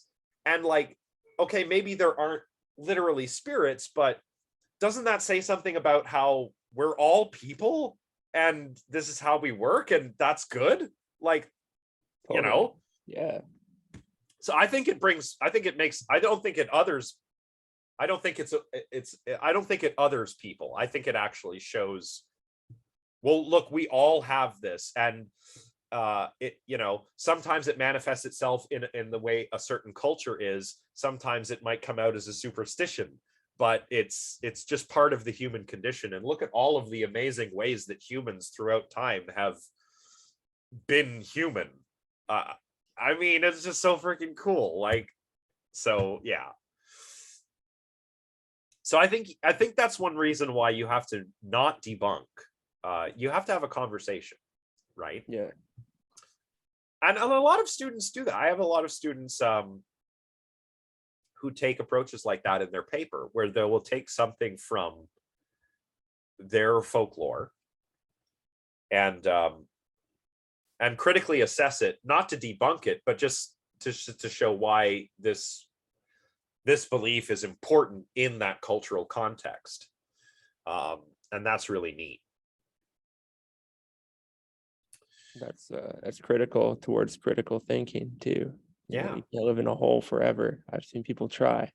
Yeah, Starts it's to true. smell bad. And and plus, I mean, I've got to say that a lot of not necessarily folklore, but a lot of religions have a tradition of scholarship where they critically assess their own ideas, right? You know, Christian theology is big on this, and I think this is actually good for religious people too, because otherwise you become a literalist, right? That's not, yeah. Yeah. Oh boy. Yeah. And like this Have is you heard of, sorry, have you heard sorry, of the Baha'i faith? Baha'i? Baha'i? Baha'i. Yeah, thank you. I Yeah. always say the L is an I. Yeah. Yeah, Baha'i is interesting. I don't know much about it, but it features elements of Judaism, Christianity, Right. Islam, Jainism, and Zoroastrianism. And it's like the understanding that they don't have all the answers, but soon enough they will. It's like they're trying to, yeah, they blend all the different ones. Yeah. Yeah. It's a very cosmopolitan kind of religion. It's very interesting to me, but I don't know much about it. Right. But as I was saying, like, if you don't turn a critical eye on your own beliefs, then you end up with something like biblical literalism. And that is not good for people, right? Because that's where you get the young earth creationists. That's where you get the Christian nationalism. That's where you get bombing abortion clinics in literalism.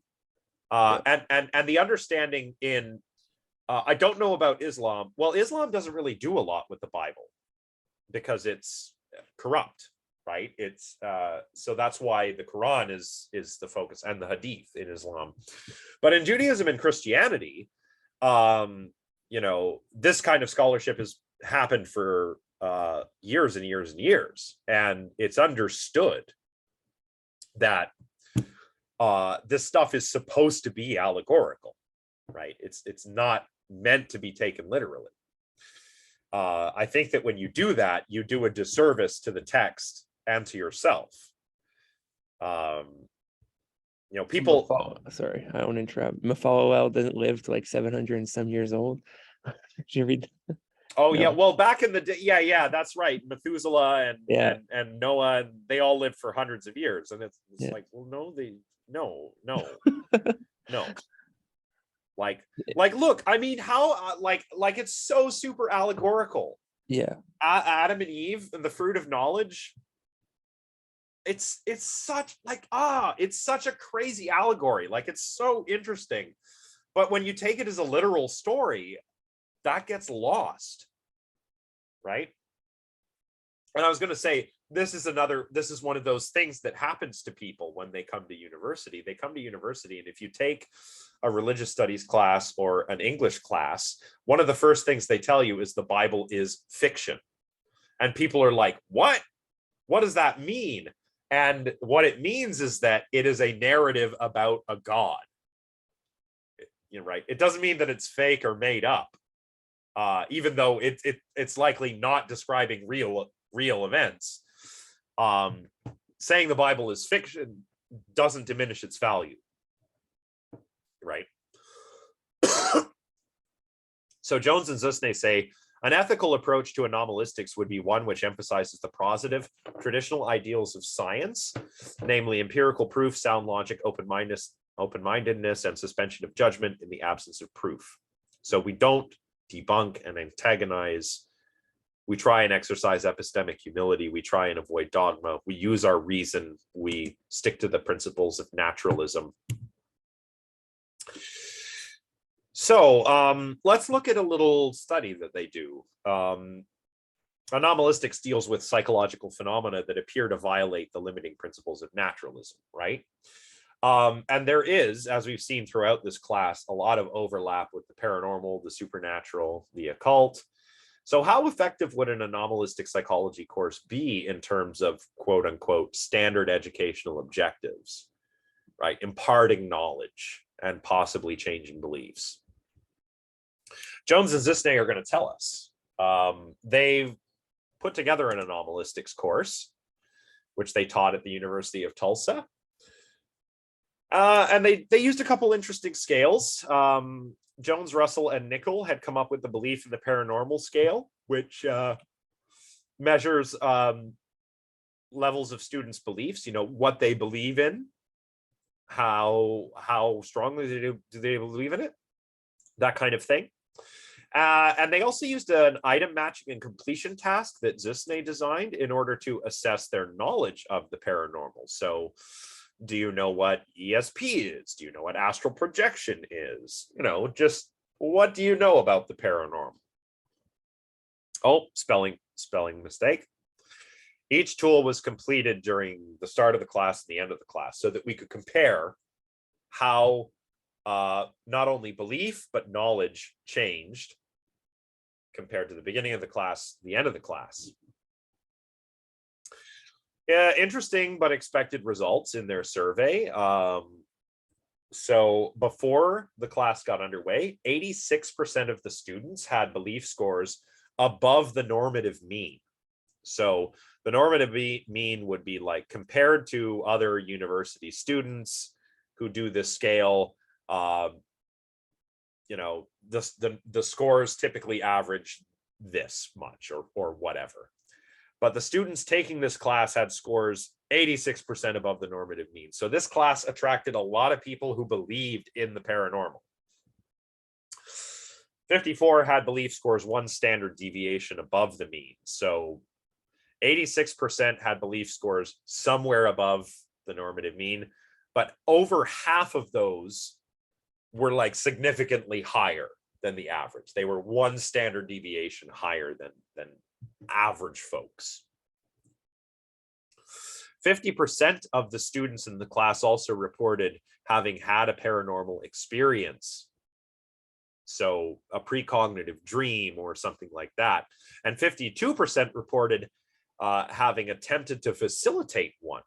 So using a Ouija board or holding a seance or using some tarot cards or something like that. The students who reported a paranormal experience scored higher on the BPS scale than students who did not report paranormal experiences. And that's interesting, right? They've had an experience which they've interpreted in this framework under which they understand the world. And that in turn seems to perhaps have strengthened that worldview, right? But the worry here, of course, is that that's cognitive bias at play, some kind of cognitive bias, like it is confirmation bias right here, right? Like if I believe in psychic powers and then I have what appears to be a precognitive dream, that's going to make me believe in psychic powers more, right? Because that instance and how I explain it to myself supports my worldview. So that's confirmation bias. The students who attempted to facilitate paranormal experiences were also stronger believers in the paranormal than those who didn't, which makes sense, right? If you don't believe in that you can contact the dead, you probably aren't going to go and use a Ouija board to try and contact the dead, right? Although, as I've said before, I would love to have a paranormal experience, and I'm going to have to look into this, but if anybody is interested in going on one of the haunted walks during the exam period, maybe we can go. Some of us can get together and go, and maybe it'll be scary. And I got a couple old digital cameras. I could take some pictures and we'll ghost hunting, it'll be fun. So I would love to do that. What's that? I would love to do that. Like go on with this. I think it would be great. I've actually been, this is a brief aside, but I've been talking to a professor in the School of Business at Carleton, and she researches dark tourism, which is what it sounds, it's like going to haunted locations And she was just in Cuba recently, looking at some of the dark tourism spots and also some of the purportedly haunted spots that are too scary, so no one wants to go there. It's been very interesting to talk to her and pick her brain about this. But the haunted walk in Ottawa is the same kind of thing, right? I just think it would be really interesting. So what about so much for beliefs, the students' beliefs in the paranormal. What about knowledge of the paranormal? Well, most students were actually not very well informed about objective facts concerning the occult and paranormal, according to the authors. So you could score a possible 104 on the knowledge test, and the pre-knowledge test range from 3 to 30 out of 104. So only 47% of the terms and principles were accurately identified by students in the sample. So the students actually didn't fare very well when it came to knowledge of the paranormal. If you were to ask them something like, what is clairvoyance? They might not know what that means, right? If you ask them, what is remote viewing? They might not know what that means. Students with higher belief scores did do better on the pre-knowledge test, but these scores weren't exactly reliable. So we can't say that as a rule, higher belief scores predict higher knowledge of the paranormal. Sometimes it does, sometimes it doesn't. At least going from this sample of 40 odd students from this class. So these tests were the ones they did before the class got underway. And then during the class, they learned about a lot of the same things that we learned about. They learned about ESP and PK, for example. They learned about the occult, which we haven't really talked about. Although, as I said, I think that the next time I do this, I want to do a lecture on the Satanic Panic. I think that would be a good thing to include in this class. But the materials in Jones and Zusne's class appear to have been presented in the same way that we're doing them here. Open mind, but skepticism.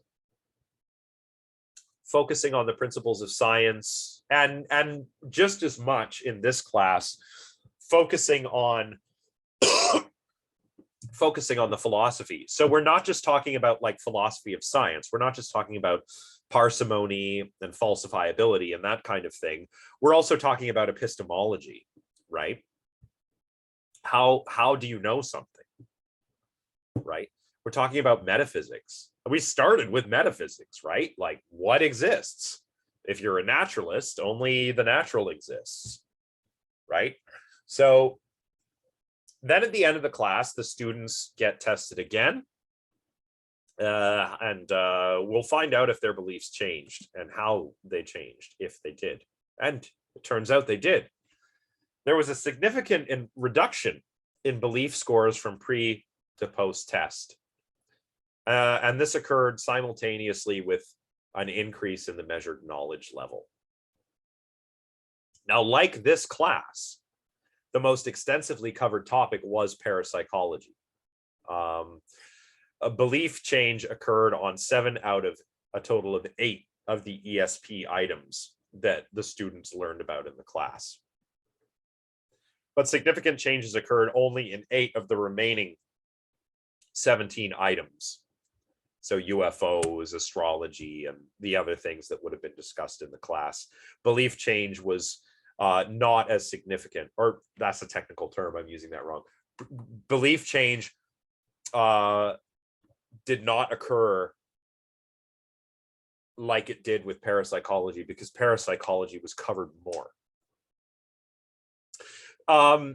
So belief change may have been selective. It may have depended on what was taught about more, or how intense that topic was treated. And it may have had to do with, I don't know, maybe even something about the personalities of some of the students, right? Some students are more open to changing their beliefs than others, right? So some students who came into the class believing in ESP are like, I don't care what this professor says, I'm going to believe in ESP and he's not going to convince me. Some students were probably like that, and others were like, I believe in it, but if I can be convinced, I will change my mind. And thus they did, right? So, yeah.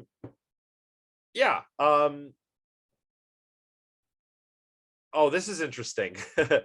So, belief change occurred on 7 out of a total of 8 ESP items. You know what it didn't change with respect to? Belief in one's own psychic ability. Yeah. Which is far out. I was watching that guy, that psychic guy that we brought up. Uri He's Geller? No. Not Uri Geller, no. The celebrity psychic. Oh, Tyler somebody. Yeah. The guy who doesn't use Google. Yeah. Crazy. Yeah, like how? He uses Ask Jeeves. I don't know. But no, he's talking. I'm watching some interviews, and they introduce this guy like he's the most crazy thing since sliced bread. And I'm just, it's so underwhelming. Like, it's the same old tricks. It really is the same old tricks.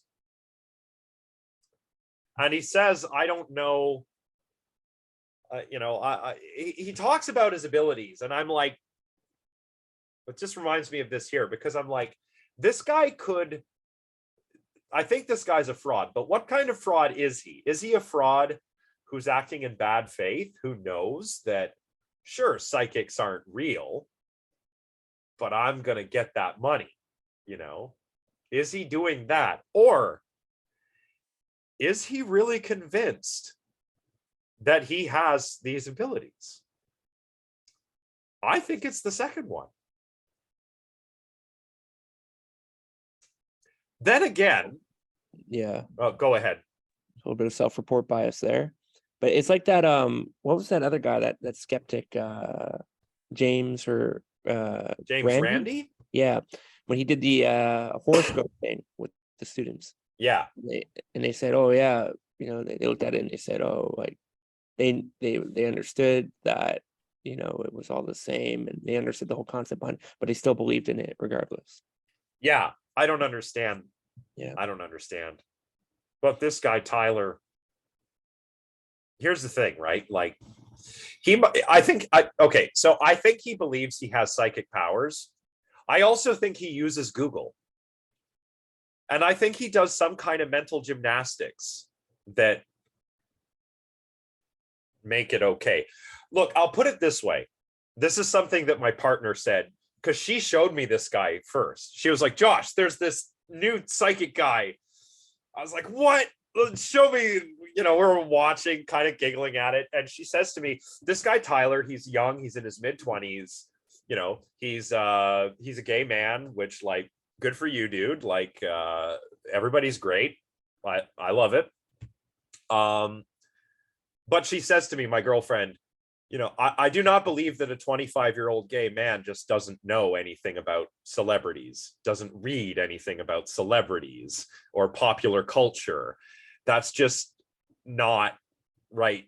Like,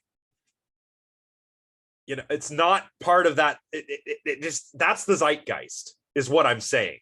I'm not saying something about, I'm not trying to play on a stereotype. I'm just saying that, okay, fine, I'll draw from my evidence. I've seen every season of RuPaul's Drag Race. Well, most of them. And those queens, they know pop culture. You have to, right? If you're going to turn a look, you got to know your old Hollywood. You got to know your disco era. You got to know your films. You got to know music. You got to know red carpets. I watch this show and I'm learning something every time, because I don't follow celebrity news. So this is how I learn about pop culture, by watching Drag Race. And So yeah, I'm like, this guy is a member of a demographic that is very in touch with knowledge about the people that form his clientele. Right? Does everybody see what I'm saying?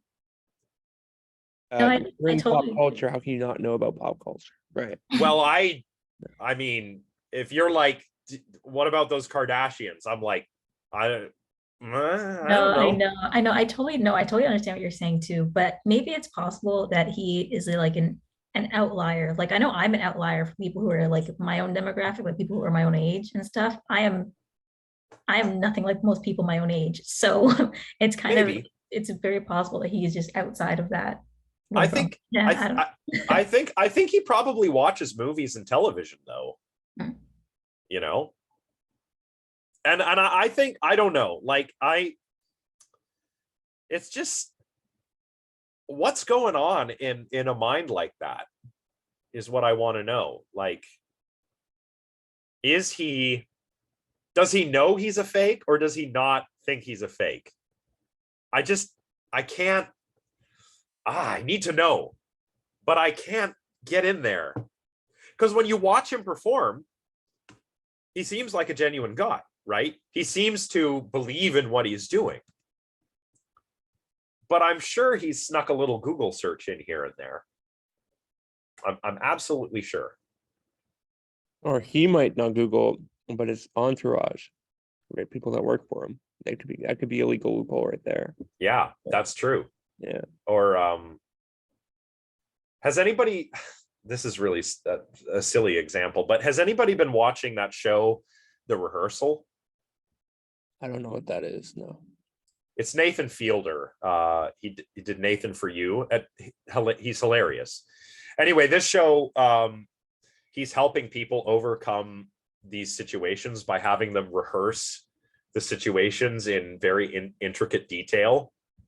And in the very first episode, he's trying to help this guy confess something to a friend of his at a trivia night, but he keeps getting focused on the trivia during the rehearsal. So he unconsciously, as he's taking him around, he's secretly got all the trivia answers, and he's unconsciously feeding them to this guy that he's rehearsing with. Like it's an insane show. Like, it's absolutely insane. It's very meta, very dry humor, but his entourage, maybe he's got someone who works for him who's like, you know, just kind of feeding him like, you know, oh, he's got that appointment with Kim Kardashian next week, so he randomly has a conversation about Kim Kardashian the week before, so that he's got all this subconscious knowledge. I don't know. I really don't know.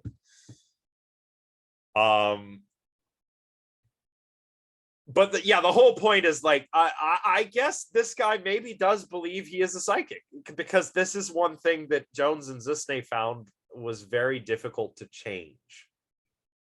Even if you showed, I could go and talk to this guy and explain all of the science, and he'd probably still be like, I'm psychic though, right? So yeah, how did they interpret their results? Well, their class certainly seemed to attract students who believed in the paranormal, more so than the average student. And belief was associated with greater learning of material that was directly related to the paranormal, which resulted in an increase in knowledge. And this increase in knowledge was accompanied by reductions in belief. The reductions did seem to be selective. The more intensely a topic was treated, the more likely belief levels of belief would go down. But it didn't seem to generalize to other kinds of beliefs. Here, in this case, it was parapsychology that was the focus, whereas, you know, maybe you believe less in parapsychology, but maybe that doesn't change your belief in UFOs or alien life or something like that, right? So I'm curious, before we go, I do have to wrap up soon because I have a meeting with a student and then I have to meet with Jenna, the TA, after that. But I'm curious, the weird thing about this course, this time around, at least, I don't seem to have attracted that many believers in the paranormal. It feels like I've got more skeptics this time around, which is interesting. Whatever you say, lizard man. But I'm just wondering, is there anybody, and please feel free to come forward, is there anybody who came as a believer and who's reevaluated some stuff, or has everybody been more of a skeptic? I think for me personally, I can say I'm probably more skeptical, but at the same time, I don't think I can 100% wholeheartedly say that something here isn't possible. I just don't know how it would necessarily be possible. Like scientifically, like how we're explaining it here, I can understand it, but I'm not saying that I can't like rule out 100% certainty, saying there's no doubt in my mind that none of these things exist. Yeah, like, but that's and, fine. That's yes. fine, because that's how science works anyway. Science, because we're falsificationists, we never verify the truth. We can get closer and closer and closer to it, but we never actually get there. We just get more certain, right? Yeah. So I think that's fine, right? That's pretty much where I stand, I think. I'll tell you something. Go ahead. Has anyone become less of a skeptic? Yeah, okay, that's a great question. Anyone less of a skeptic? Maybe not. Please don't be shy. If there are people here, like, I'm not gonna be mean or anything. I'm genuinely curious. Maybe not. Well, like, I'll tell you in my own experience that when I was young, I was interested in the possibility of I don't know, like ESP or something being real. But it's just the more that I learned, the harder it became to believe it was a possibility. Which I used to be bummed about, right? I used to be kind of bummed out about that. But there's no magic. Lame. The world's boring. But that's not really true. Part of the problem was that I think that in society, we're encouraged to think of belief and faith and that kind of thing as a good thing. The world, it would be cool if the world was a magical place. It really would. Like, I'm watching The Sandman right now, right? Where there's gods and demons and weird creatures, and I'm like, what a fantastic world. Like, it's so crazy. Like, there's talking ravens and there's nightmares walking around eating people's eyes. Like, what a whimsical, fantastic place. So, it would be cool. It would be really cool. I mean, you can look at technology, right? Like right now, we're all talking to each other and other people are in the class here, and it's all in instantaneous fashion with like beams of information going out to a satellite and back down. Like you even talked about this 20-30 years ago, like people would lynch you. It would just be it's a crazy notion that we take for granted today. Or a car, I don't understand how my car works. Yeah. Well, I will say, I mean, I don't know, in the 60s, right, we did have Star Trek, which we had the communicators and the we did imagine this stuff, and Arthur C. Clarke imagined the first communication satellite. Okay. Sputnik went up in the 60s too. There's a whole space race, right, during the 60s. Oh yeah, but Clarke wrote before that. Yeah. Sputnik was in the 50s. Okay. And yes, the space race was really just an extension of the Cold War, right? How do you show somebody that you can launch a nuclear missile? Who's got the best missiles? Well, if you can a monkey into space. Yeah, or if you can put people in it and put it on the moon. Yeah. Yeah. So it's not as if, I mean, I don't think it was like the Dark Ages where, Giordano Bruno gets burned alive for saying aliens might exist. But but yeah, like I guess some people are weird about imagining, you know, a magical technological future. But you're right. You're right about the wonder. Science can also show us a wonderful universe, right? Doesn't mean that we should worship science or like treat science as a religion. But again, Carl Sagan, man, like in that very first episode of the Cosmos, when he's opening we're getting ready to go on our adventure. We're about to go up in the starship of the imagination, right? And Sagan says something that the first time I heard it, I was like, I never need to believe in a magical, fantastical universe again. He says, you know, and this is true, like we're made of the materials from supernova explosions. The planet Earth, you, me, all the creatures on Earth, the materials that make our bodies were generated in the fiery alchemical furnaces of supernova explosions. So what Sagan says, he says, we're made of star stuff. We're experiencing star stuff. Yeah, we're a way for the cosmos to know itself. And as soon as I heard that, I was like, yep, that's it. Right? That's the magic. I got the magic back, right? So it's okay, you know, like a lot of people are, what if I let belief in something like this go, life sucks. But it doesn't. It really doesn't. Like, just think of that. The carbon in our bodies came from an exploding star billions of light years away. Like, man, it makes you just want to go up and look at the stars and just take a minute and think, how crazy is it that you are here right now, all of you? Yeah, and you look at like your ancestors and how everyone had to get together at the right time. Yeah. Like, oh man. You're here because all of your ancestors survived too, right? So yeah. And our ancestors also figured all this stuff out, from looking at the stars to figuring out how to farm food to building rocket ships. Like, that's all I need. I think that's all I need, really. And I'm not going to try and convince you guys that you need the same thing. I'm not going to do that, but that's all I need. And maybe some ravens eating people's eyes, right?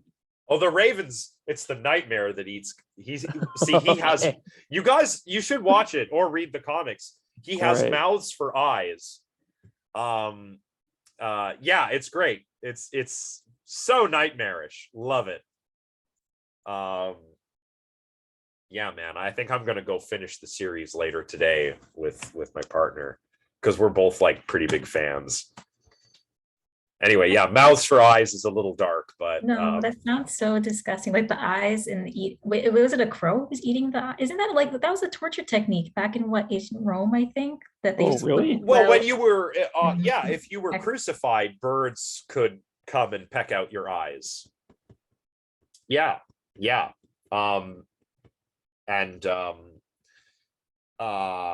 I recently learned what an Iron Maiden was and how the band got their name, and that's the Iron Maiden.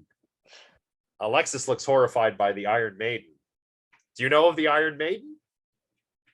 I'm kind of scared to say no, because it's true, I don't know what it is, but at the same time, do I really want a description of what it is either? Imagine a metal coffin that you get into and it closes, but it's not just a box, it has spikes all over it. Oh, that thing? Yeah, that's the Iron Maiden. I didn't know that was called. Okay. And it took days to close fully, so it'd be super man. Yeah. Like, too much free time back then. Yeah. You know, as much as it's amazing that the human race has come as far as we have, it's also pretty brutal how nasty we can be to one another. You know? Like the Iron Maiden, all those torture devices. The copper bowl, Andrea says. The camp. I don't know that one. I don't know the copper bowl. Yeah, Andrea, what is the copper bowl? Okay, Yeah. so basically, the copper bowl, it was a way to torture and kill someone. So they would take out the metal bowl, stuff a person in it, then lit a fire under it. So you just cook in it. Oh, yes. Oh, yeah, yeah. Ooh. And then of course, you know, there's burning, there's drawing and quartering. Yeah, we humans have been absolutely brutal to one another, you know? Creative in worst ways. And yeah, and all these torture devices, these were all just to show you how horrible people can be. These were all European devices used against other people who more or less looked the same as one another and maybe spoke a different language or believed in a different version of Christianity, right? When you get to colonization, subjugation, and enslavement, it gets even worse. So, yeah, we're kind of not the best sometimes. So, yeah, maybe we don't want to talk about, you know, Iron Maidens and stuff like this, but let's remember that humans have been kind of not cool to one another for a while, and that doesn't sound like a fun time. So let's be cool to one another, maybe, is what I say. Yeah, what a great way to end the class, huh? Talking about Yeah, gruesome. let's not brutally murder one another anymore, guys. Like that, then we'll have a happy world. Well, okay, I know this class was kind of a little all over the place, so apologies for that. I think we did have an interesting discussion as usual, though. I think next time we'll do a seminar discussion, and we'll talk about the importance of skepticism. If you follow the link to the readings, you'll find Rene Descartes' Meditations on First Philosophy for next time, and you only need to read the first two. So I'll give a little bit of an introduction, and then we'll talk about Descartes' skeptical style. And that'll be fun. And then for the last class, we're going to read The Will to Believe by William James, which is also fun. William James lived at a time when psychology and philosophy were still the same thing. So William James was part of a school called pragmatism. And he talks about when it's okay to believe in something without evidence and when it's not. And I think that would be perfect to end the class on. Well, when it comes to our discussion of belief and belief change. Much better than torture and murder and all of that stuff. So thanks, guys. I'll see you all on Thursday. And I'm also working hard to get your proposals back. I wasn't able to do a lot of work on that while I was sick, but I'm getting back to it now. So I'm hoping to have this done. Me and Jenna, hopefully we'll have this done by the end of the week. So we'll see. Rather have you at full focus than fog brain. Yeah, you don't want COVID Josh grading your stuff. Yeah. It could get interesting. Well, he'll get angry and stupid because, you know, when you're tired, that's how I know. Like, that's if any of you ever become a teaching assistant and you're grading and you start to get tired, you'll start getting angry and you'll start. So that's when you stop, because otherwise you're going to make a lot of students sad. So yeah. Anyway, bye everyone. Thank I will you. see you Bye. Thursday. Thanks everyone for the great Bye. class. Bye. Thanks, Andrea. Bye. Thank you. And let's close everything here in transmission.